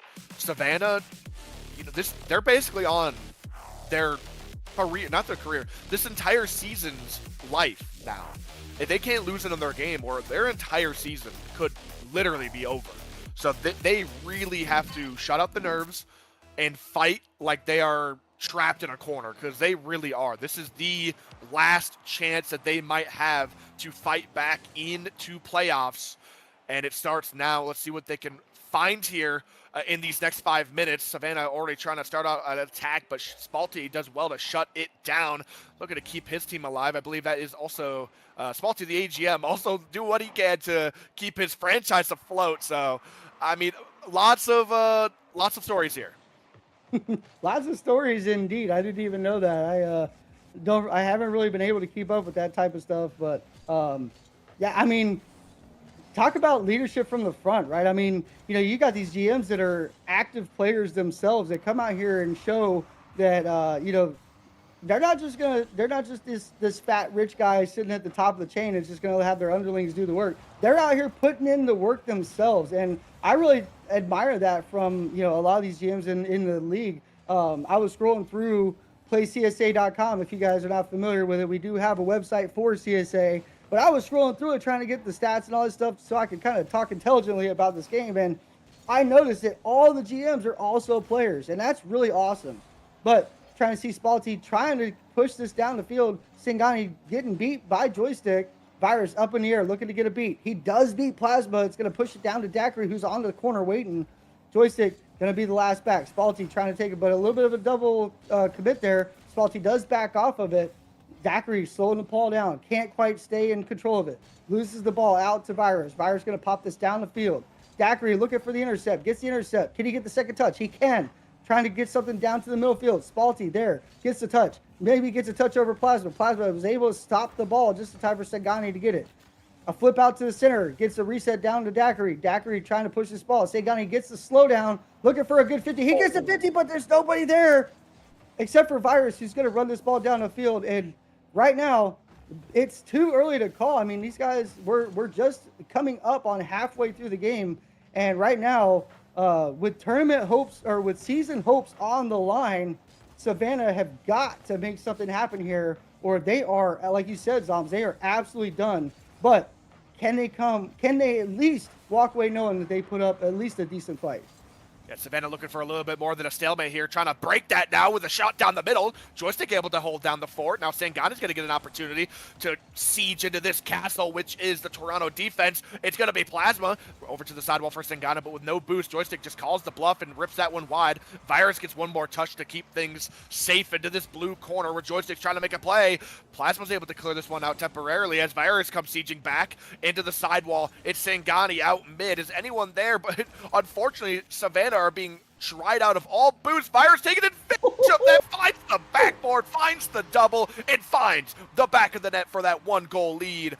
This was no own goal like the last game. This was an absolute masterclass of mechanics. Yeah, Savannah are going to have to come out swinging if they want any chance back. They got 2 minutes left to keep their season alive. I mean, Toronto making these huge plays. I mean, this time it's Virus. Just statement play after statement play. They look confident to close this one out. Savannah, you got to pick yourself up now.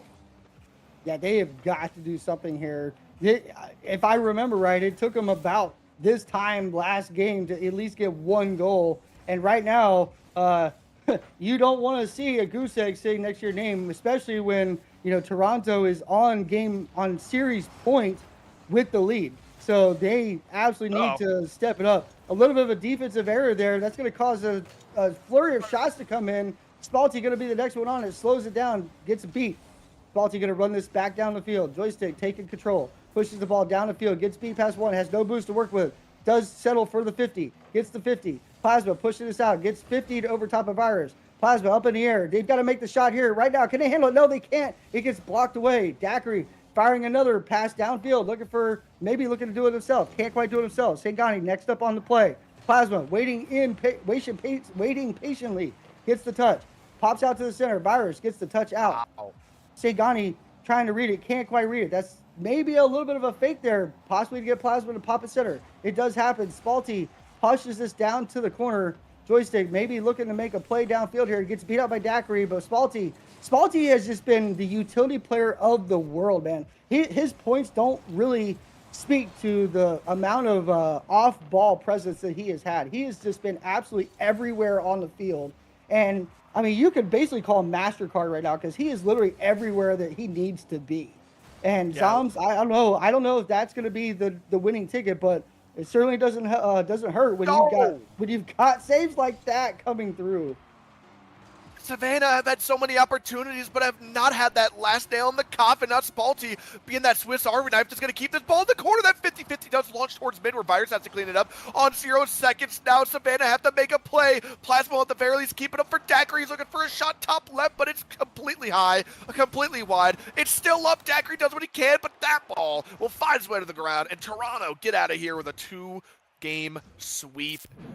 Make it look easy, keeping their tournament alive, and I believe they just put Savannah to rest. Man, Toronto moving forward into the next round here, 2-2, I believe, keeping their season, I believe, alive. I do think they have to go like berserk in this last round as well to really keep their chances afloat. But Toronto, they've definitely got themselves some momentum at the very least. Savannah, they fought tooth and nail at the end there. They really tried everything, midfield passes, but Toronto just hunkered down.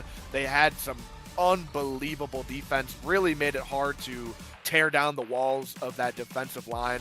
And yeah, Toronto really deserved it today. So we'll see what else they can do with the rest of the tournament. Unfortunately, we won't be able to finish up this elite because we're moving up to Superstar Raptor. I'm super excited. I'm super excited. And even if we get the same level of intensity, I mean, my God, Dom, what just the level of gameplay that we're seeing out of both those teams. Yeah, like you said, this is a play-in, so these guys may not have been like highly seeded. They were able to walk into the playoffs based off of this game result. And you know, looking at it from history, we have had, if you're familiar with how all the majors have kind of gone this season, and even from last season, the winner wasn't even in the top 5 of the seeding. So does that bode well for Toronto? I believe, like I said, I believe they ended up winning the major, and I believe they were only seeded like 6th. So seeding doesn't matter at this point. I mean, it's all about who shows up on the day of. And granted, we're gonna have a best of 7 to decide the winners, and so a game of threes really kind of comes into a little bit different of a pressure. But I mean, do you think Toronto's even got a shot? I definitely do. I think if you're able to make it to the playoff day, every team has that chance. Every team has their name in the hat. Every team can show up and play their best Rocket League. And at the end of the day, if you can play your best Rocket League when it really counts, you're going to come out as a champion. You know, if you are really able to, everyone at this level is close. You know, everyone at this level are similar in skill. But if you really show up on the day that you need to show up on, you're going to be a winning team. And in Toronto, we've seen this before out of them. We know they can do it. Can they replicate that today? They're going to have to close it out in round 5, but I think they got themselves a pretty good chance. Unfortunately, their day is not over. So we'll see how that tournament, or how the tournament progresses for Toronto. I just want to take a quick look. Going into that round, Milwaukee were 3-0.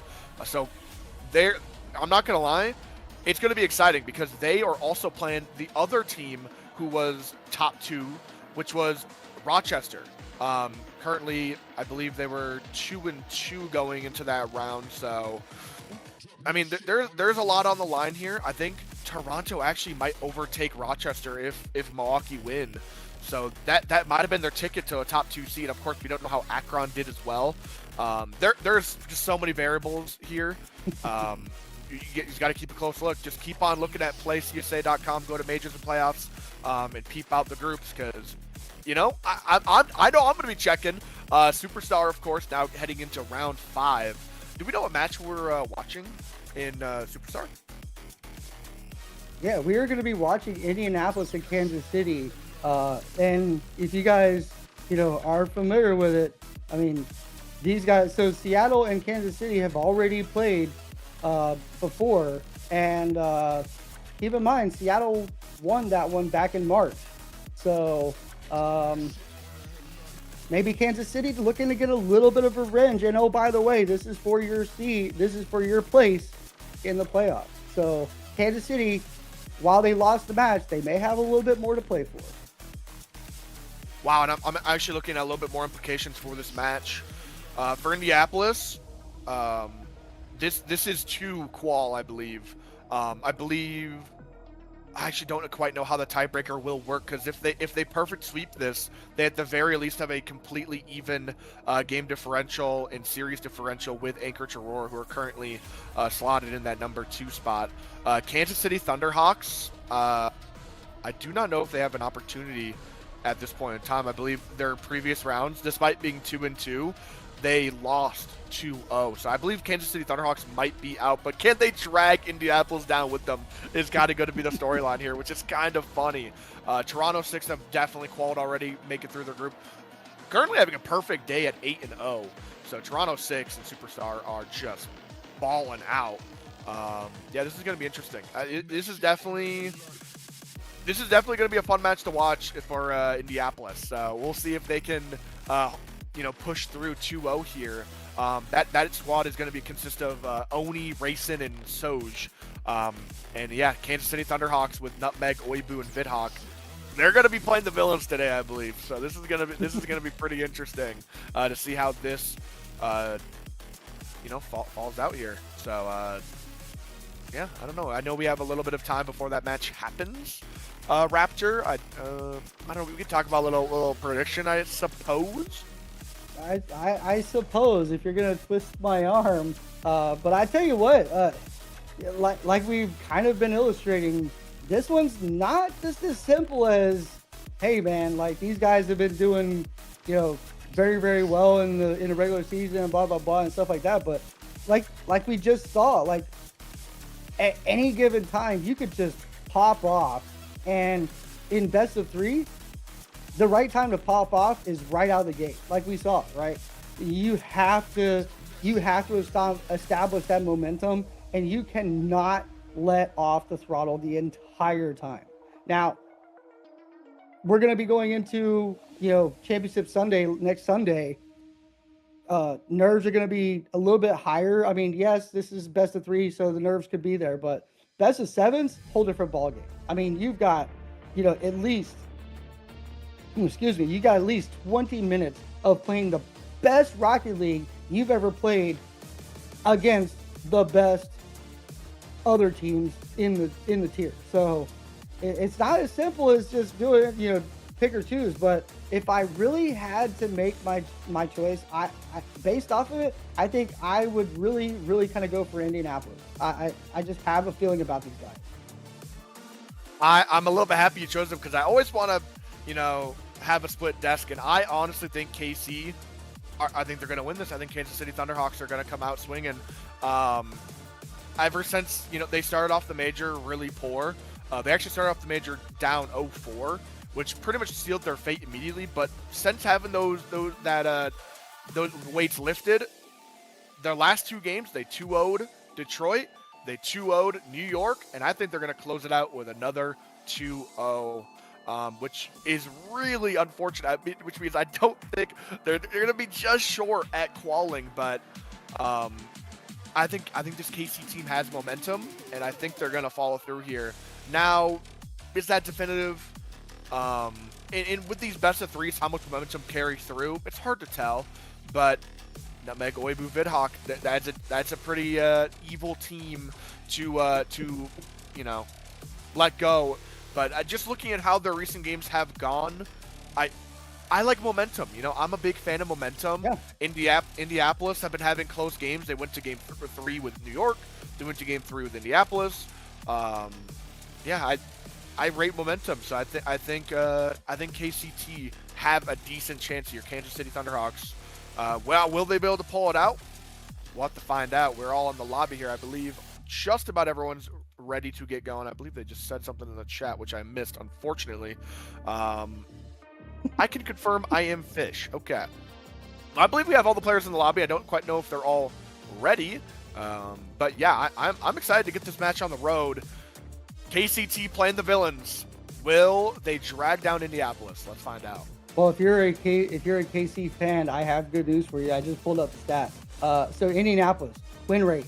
They have played 70 games as a roster. They won 46 and lost 24. Their win average 65%. Guess what Kansas City comes in at? A whole whopping 67. These Kansas City guys statistically on top. So, there may be some validity to what you're saying, and maybe Kansas City finds that or maybe Indianapolis finds that extra 3% to put them on top. But keep in mind, though, this roster for Kansas City has only played 28 games, and they're at 67%. So, like you said, they had a little bit of a bad start to the season, but as this roster has progressed, their numbers have started to look really, really good. So whether you're rooting for Kansas City or Indianapolis, the great part about it, you're still going to see an awesome game of Rocket League being played. So we're getting close to our normal start time. So how about this? How about Zons? Instead of us sitting here yapping like we've been doing, let's just get them on the field and just duke it out. I'm down for that. Let's get them out here. Let's get this match on the road. We don't want to look at our dumb faces any longer. We want to look at some Rocket League. And I believe all the players are ready to go. Everyone is excited to hop in to settle the beef a little bit here. So they're hopping in. They're filling in. And they jumped in immediately on a kickoff. Yeah, they were tired of waiting. So we're going to hop in here, play some Rocket League, and see who comes out on top. Nutbag getting a good touch. Soj intercepts it right off the bat with a double. It's going to bounce off. It finally goes in 3 centuries later. But a gorgeous double tap from Soj, getting the touch, getting the second touch on it. It bounces off every single bar that there exists. Still manages to go in. Oni was really trying to steal that goal, I believe. Not going to work its way out for Oni, but it's going to work out so far for Indianapolis. That was an incredible steal by Soj. I don't think Kansas City even knew what was happening when Soj came over the top, and he just absolutely John Cena that boy. Vidhawk popping us up. Oni trying to get the touch out to Rayson. Rayson pops it up. Obi's going to be on the back wall trying to defend it. He doesn't have a whole lot of boost, so he's going to have to give this away. Oni catches the ball, flicks it over top of Vidhawk. Vidhawk tries to challenge, just gets a little bit of a fake there. Soj being the last back, he's going to try to look to control this. He does control it. Gets it around one, trying to get this over to the wall. He takes his time, something we have very rarely seen out throughout the series, throughout the night, where teams are a little bit kind of antsy to keep getting this ball down the field. But right now, Indianapolis playing very patient, being very, very cautious with how they're doing it. And right now, it's absolutely working against Kansas City. But at any given moment, I feel like we're just waiting in the weeds for Kansas City to crank on the throttle, and Obi, a 2-man effort, was able to squeeze that ball in the net, and we are right back to tied a minute and 15 seconds into this match. Hey, we saw a couple KCT players diving into the box right there, but it's going to be Oebu to put that one home. Vidhawk, a great pass from the corner as well, but we've already got ourselves a little bit of a shootout here. Now Vidhawk looking to spread his wings, going over 2. It's off the backboard as well. The third man's going to have to get there. Rayson does well, but Oebu immediately stepping back into full throttle here. Midfield pass over to Vidhawk. Does get saved away. Now climbing up the sidewall. It's Oni off the backboard, but Nutmeg already waiting there. Low boost to play with. It's just going to have to be a soft clear out to the sidewall, which Vidhawk's able to clean up. Racing off his own backboard, hits it to himself potentially. Nutmeg just get baited in and has a little bit of a heavy touch. Oebu, heavy clear out. Nice redirection from Vidhawk to at least put this one on net. Forces out a save. Now Oebu can dive in, steal a boost, and get this one mid for free for Vidhawk. Reset off the backboard, just barely goes wide. Soj staying stoic behind this ball, trying to get this clear, but 2 minutes into this game, and after those first two flurry of goals, it's kind of settled down a little bit, and now we're watching both teams exchange blows. But don't speak too soon because Obi tried to put a shot there. Couldn't quite get it. Oni's going to take possession here. Got 0 boost to work with, so he's just going to try and make his way as far down the field as he possibly can. Racing getting a beat, and I'm seeing that I'm seeing a lot of beats there on those 50s. Indianapolis doing a really good job of timing their 50s to almost absolute perfection as they are being victorious on, if not all of their 50s, a good majority of them. Vidhawk looking to try to take this off the ceiling. Falls down in front of it. Couldn't get the block. Nutmeg going to run this down. Calling Ubi onto it. Nutmeg off the ball. Misses the ball. Vidhawk going to have to push this down the field. Nutmeg is there. Gets a redirect. Looking for Ubi out the center. Ubi bounces it off the backboard. Looking for somebody there, but nobody's there except for Oni, who is on the wrong team. Vidhawk going to try and get flushed out of the play. A missed shot. Nutmeg still trying to dive for it. Kind of a dangerous situation over there, kind of twiddling his thumbs in the net a little bit. Nutmeg trying to defend here. Oni pops off the backboard. There's going to be Soj there for it. He gets the touch, but it's blocked away by Ubi. What a great save there. Weebu definitely had to put the timing exactly perfect there. That ball was in the back of their net. Nutmeg going to push this down, and Zoms right now, I know we got a minute 30 left to play, but it doesn't feel like a play-in for the playoffs. It feels like we are actually watching the playoffs right now.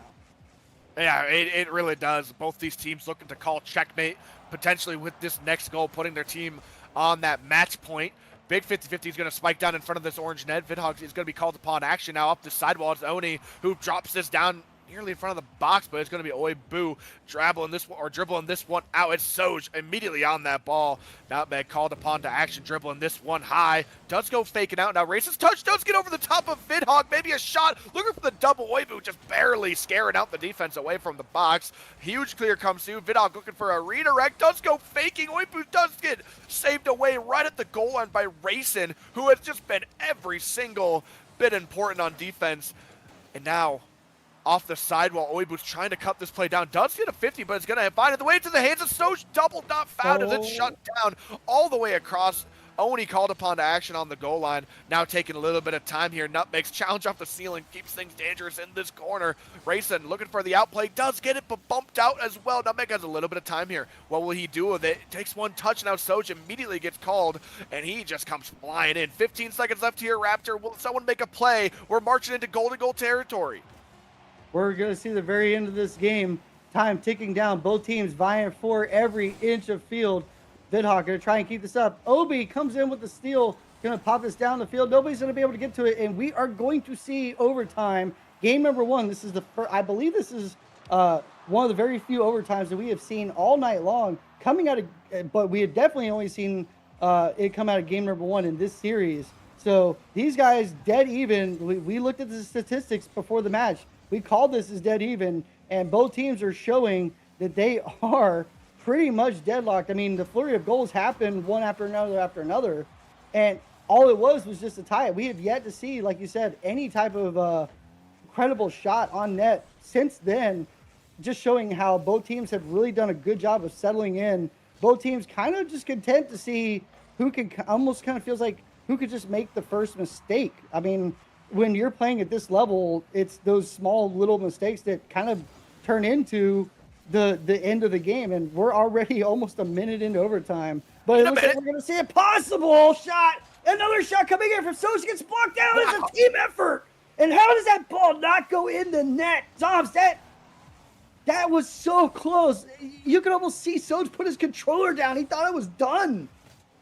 I mean, that was practically all the way in. We saw the ball turning black as it crossed the goal line, but somehow saved away. Now racing to Soj, looking to close this one out finally, but no, it's falling into the corner where Vidhawk has a little bit of time looking for the sidewall. Can't quite find it as Oni shuts it down. It's into the midfield. Nutmeg has the clear to the corner. Now racing, looking to find maybe a bump on that last man. Vidhawk does well to dodge that. Now Soj into the midfield is going to be left for Nutmeg, who's running on fumes. It's Oni to put it back in. What a cut! I don't quite know who that was. I think that was Vidhawk to just barely keep things out. Looking to keep things interesting. It's still very dangerous. Soj off the sidewall. Does he have the side?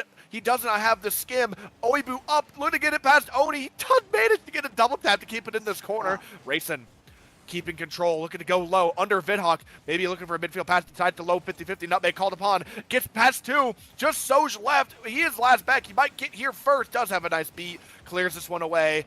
Oni even bumped out Vidhawk as last, gets one over to the sidewall, racing.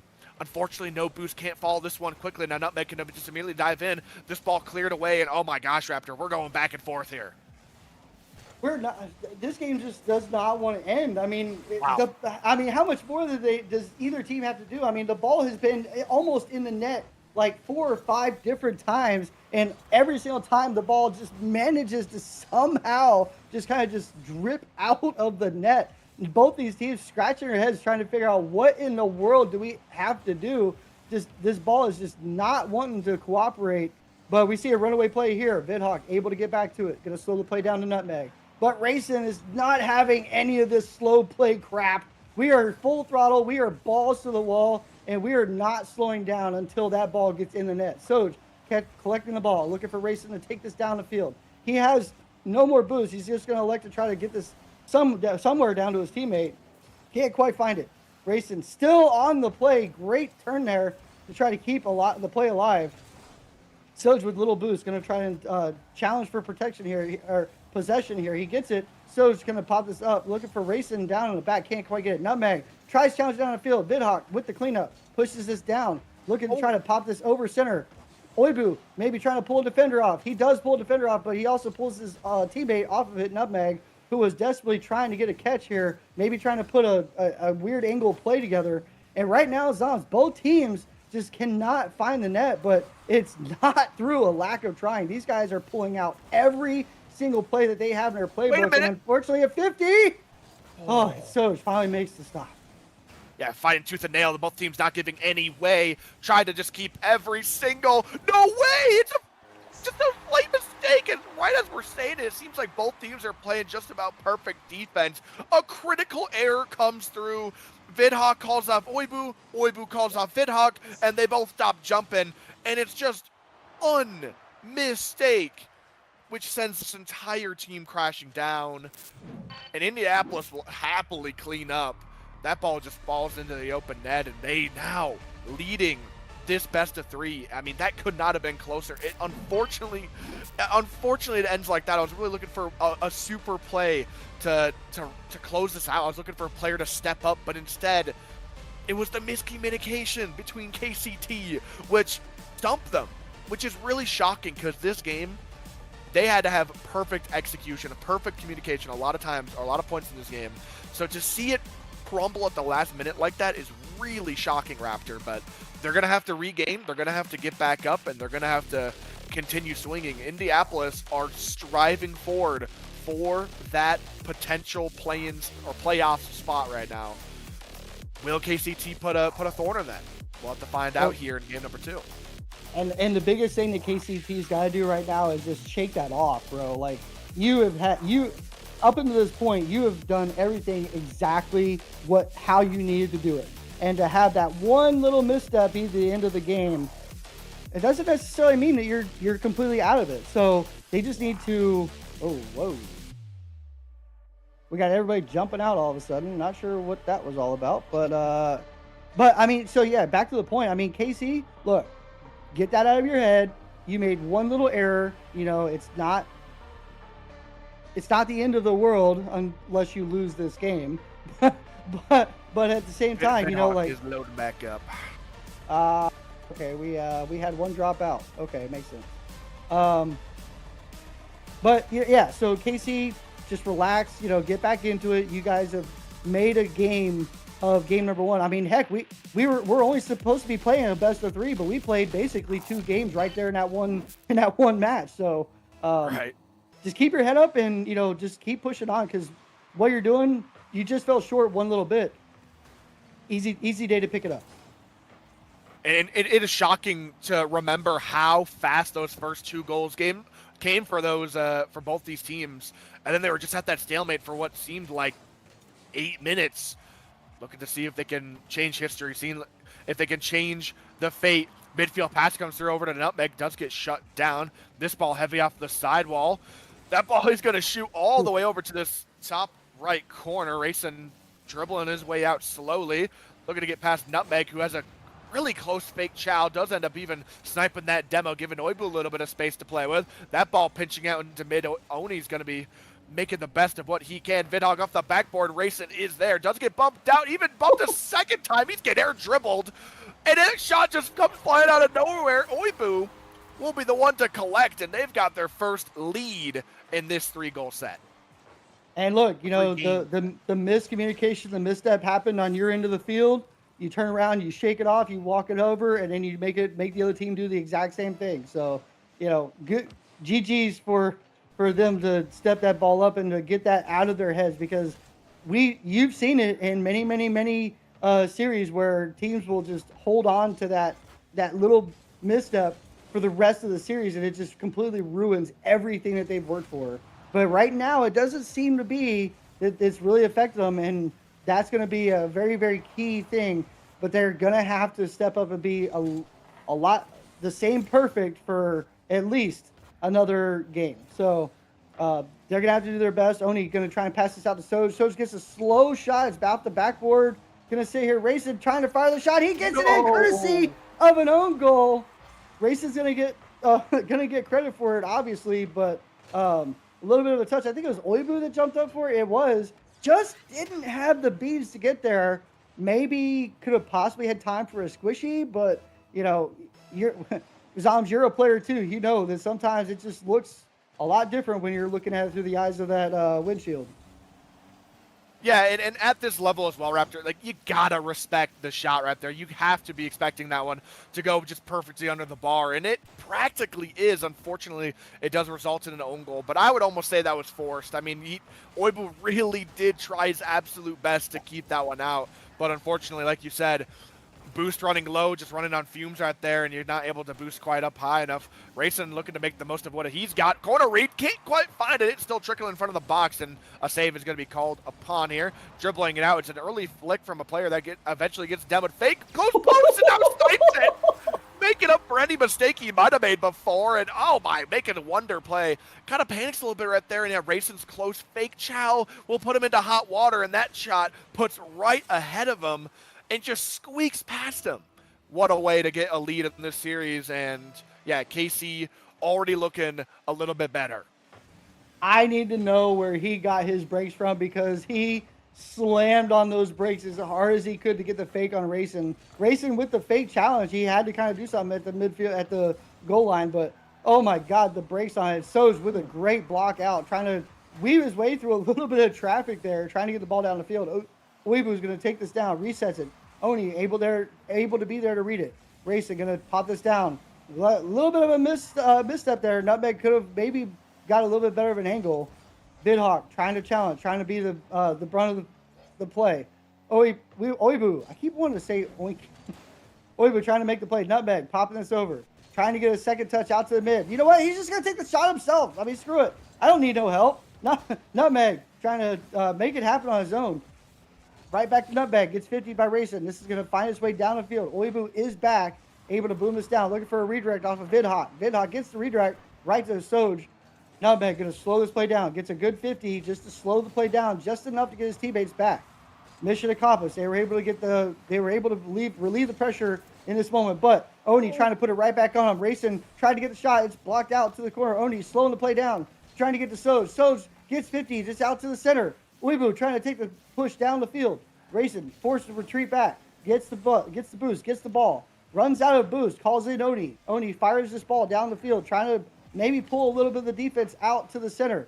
It doesn't end up working, but the rotations for Kansas City are looking so good right now, and they have so much trust in each other that they know even if they make a little bit of a mistake, it's not going to be as punished as maybe you would think it would be.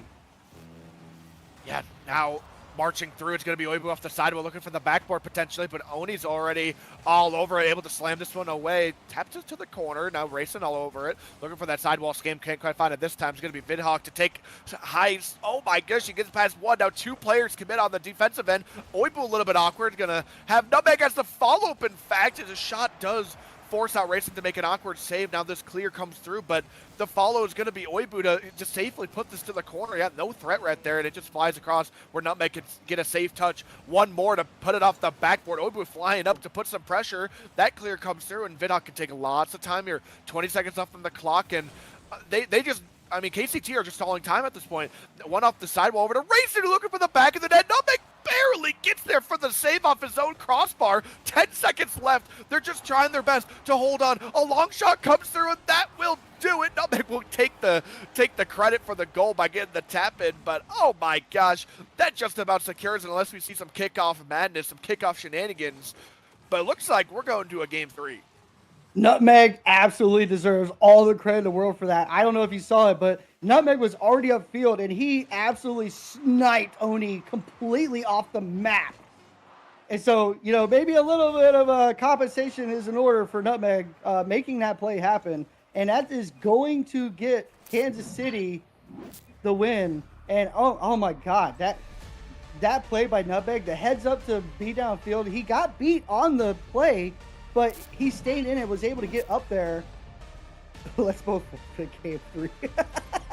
Okay. Don't want you guys to forfeit. We want to see another game of Rocket League being played. I mean, come on, Zombs, like, help us out here, man. Yeah, I'm honestly happy to. I'm sad for both these teams. You know, they might play this last game with no regrets, but maybe this last one will be a little bit trolly. But you want to go down, you know, swinging. You want to go down playing your best game. It is sad that both these teams are now most likely eliminated. I'm not entirely sure. I didn't do all the math or whatnot, but yeah, you know, it does hurt. You know, yeah, now both these teams playing just for fun. It does sting a lot, but you know, that's sometimes what it comes down to, and unfortunately, that is how it rung out this time. So both these rosters have been officially retired at this point, I guess. Their seasons are over, but they're going to do us all justice and play it out. We appreciate both these rosters for showing up, showing out, and playing their best. Let's see who can close it out. Looking for maybe it might be a little bit more trolly, might be a little bit more fun. But yeah, GG's all around. I'm having fun either way. And I'm happy to see both these teams are at least, they're not just leaving the lobby. They're not just full rage quitting. Both these teams recognize that they had an amazing season that went really the whole way. And yeah, I think they can close out this season or this series in season with their chest held or with their head held high. Yeah, and it's not that either one of these teams have played a bad series. I mean, this series has been so phenomenal to watch. I mean, game 1 was just an absolute nail biter. These guys were just throwing everything they had at it. And you know, like you said, they don't really necessarily need to be here. I mean, you know, maybe these guys got jobs and lives outside of this, and you know, they could probably be spending time with you know, somebody other than, you know, me and you. But they do take the time, and again, these guys don't get paid to do this. So I mean they do if they win the tournament. But sorry to tell you guys, but you guys aren't. But you know, okay. These guys are still, and then Nutmeg stealing it off of Vidhawk. The shenanigans, I guess, have been established. But no, I almost felt like Nutmeg tried to go for a demo on Oni, and Oni kind of reacted to it, and Nutmeg was nowhere even near the neighborhood. But yeah, so, you know, GG's, like you said, to both these teams. These guys are out here just having fun, and really, honestly, that's what it's all about. You know, like, if you're not out here having fun, then you're not going to be invested into this. So it is good to see these guys out here having a lot of fun. Yeah, and of course, I'm always going to be a big fan of both Vidhawk and Nutmeg. Part of the reason why I wanted to support them, they've both been on the Denver Shred in the past, I believe. And Oibu, obviously a W person in the just the community and everything. So shout out them for playing things out. I hope they at least get this last little win for their season. But you know, they're still playing it out, still having fun. And yeah, I don't think this season. Honestly, you could always do better, but I don't think this was definitely a very tough play-in, a tough. There was not many forgiving factors in this format. You know, already with it 24 teams, you had to be a top 12 team to even qual for into the next round, and then beyond that, you had to go through a 5-team what's it called? A 5-team. Wow, what a goal from Oni right off the kickoff. A group to qual. Like there was a lot of factors in this which made it I don't want to say unforgiving, but you had to really fight for your spot at every stop, and yeah, they did well. They did really well to fight through and honestly make it all the way to the end. Their group was probably the closest in Superstar here. There were so many teams I saw going into that last round that were 2-2, 2-3, 3-2. There were so many teams that were just right there. So seeing them close things out here, I would love to see. They said that maybe let's get into an overtime to hold them here for a little bit longer, but we'll see what they end up doing. It seems like they're still playing it out, Raptor, which I'm happy for. Hey, I'm here for it, man. I'm loving just seeing these guys come out here and, putting on a show for everybody. This is the type of advertising we need to maybe get to that 1,000 mark, so these guys understand it. They understand the business of this, and, they understand that this is, this is for the good of the community. And like you said, like all these guys, I personally feel like I've never really been like in the community of CSA. I've only been like part of the broadcasting crew and stuff, but I feel like the community within CSA is just such a good community. I mean, everybody likes to joke and have fun, sure, but to me, it's always just been like out of respect and fun for everybody, especially when you're playing at this level. It's already just there's already just big respect for each other anyway. So, it is always such a pleasure. And, like I said, these guys are all just awesome dudes, No, man, it's looking like Indianapolis are going to be the ones to close things out here. They want that last game more than anything, and it's quite deserved. What a shot. What a pass. Racing able to skim that one to the bottom left corner. Looking for maybe one last clip of sorts, but to close out this season. But, yeah, both these teams looking to go the distance. KCT looking to at least make it overtime here. Got to fight back from down 2. Now make off his own backboard to dribble things out with no boost to spare. Racing is going to take control here, taking control of the ship, and it might even be a huge dunk that puts his ball in front of the goal line. Soja was clears it away. Oni does not have a shot, but at least 50's in on the goal line here. Oibu now dribbling things out, looking to get it over Racing, which he does. Soj guards up. Vidhawk comes crashing it as well, but it won't matter. 50 seconds up on this clock, and KCT might go down with the ship. Yeah, and I kind of would love to have had my prediction come true, which Indianapolis has made that come true. But in the deepest of my hearts, I kind of was under the breath, kind of rooting for Kansas City as well. I mean, yeah, like it's a tough gig when you're, you being a general manager in this series, being a broadcaster is kind of just so hard to be impartial sometimes because you just have these people that you just know and respect, and it's so hard to make a prediction on teams that are just really good competition, So, like I said, as we close down the last few seconds, Vidhawk leaving the match, unfortunately. I guess he's just tired of playing Rocket League for the night. But GG's to everybody. This has been an absolute pleasure to watch as we're just waiting for the ball to drop. And of course, I really, at this point, there's nothing really stopping it. Soj is going to make the 4-1 here, the mini Brazil, if you will. But yeah, it's been amazing. It was great to see both these teams go for it anyway. But Indianapolis going to take the win. It's always good to have a little bit of a win off your back. Even though it's not really it doesn't really mean anything. It does mean a little bit to just kind of have that little puff out your chest moment that, yeah, I won. One last breath into the sails to send them flying, potentially into the next season. Season 4 will always be, welcome these players back with open arms, of course. So they always get another shot, of course. But unfortunately, this is where both their seasons come to a close, sadly. I would love to see both more of these teams. I think both these teams had what it took to go the distance, but with this unforgiving format, unfortunately, I don't think they made it. So it's going to be sad to say goodbye to these two extremely goated teams, but that is what we have to do. You know, it's cold-hearted out here in play-ins and playoffs. You gotta be the best and nothing less. So I appreciate everyone's time here. Thanks to everyone for showing out for tonight. Thank you for having me on the broadcast as well. And Raptor, I have nothing else to say for tonight other than thank you for casting with me. It was wonderful. And yeah, this was a lovely set of matches that we had to see for tonight. Zoms, it's always a pleasure having you in the booth. I love every second of every time we get to cast together. Not to say I don't love everybody that joined me on the broadcast booth tonight. It definitely would have been a lot more of a challenge to have to do this by myself.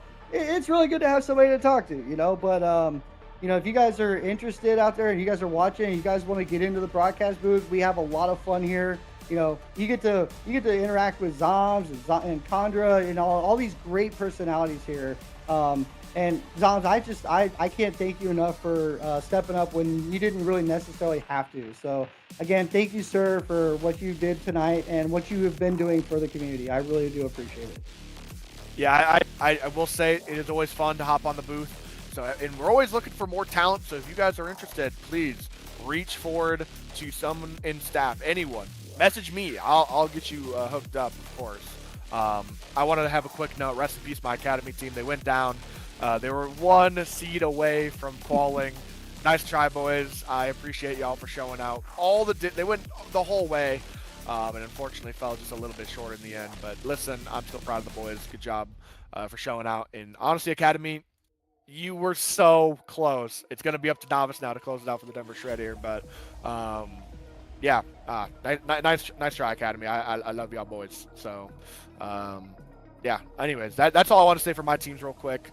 Yeah, it's always a pleasure though. And I got nothing else for tonight, Raptor. It's time for us to close out. I think it's time for bed, my brother. But thank you all for watching. Thank you to you guys who continue to support CSA. It is a great organization. We have a lot of fun here.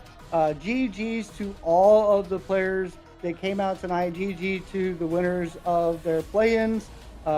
May the gods ever bless your journeys on the path forward. But for tonight, I am Raptor. Zoms in the booth with me. Blizzy in the production booth. Want to give a shout out to these guys one more time. These guys have been absolute goats making this production happen. And hopefully we will see all of you next Sunday. Y'all have a great one. Have a good week. Y'all be safe out there.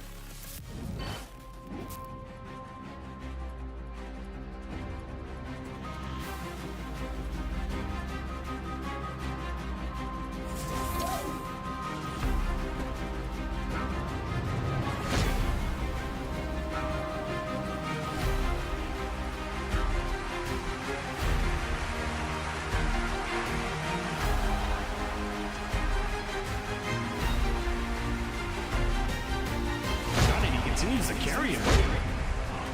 Get down. Oh, that's beautiful. Shot bottom right corner. Opposite Corey Giosen. Get down. Oh, that's beautiful. What a city.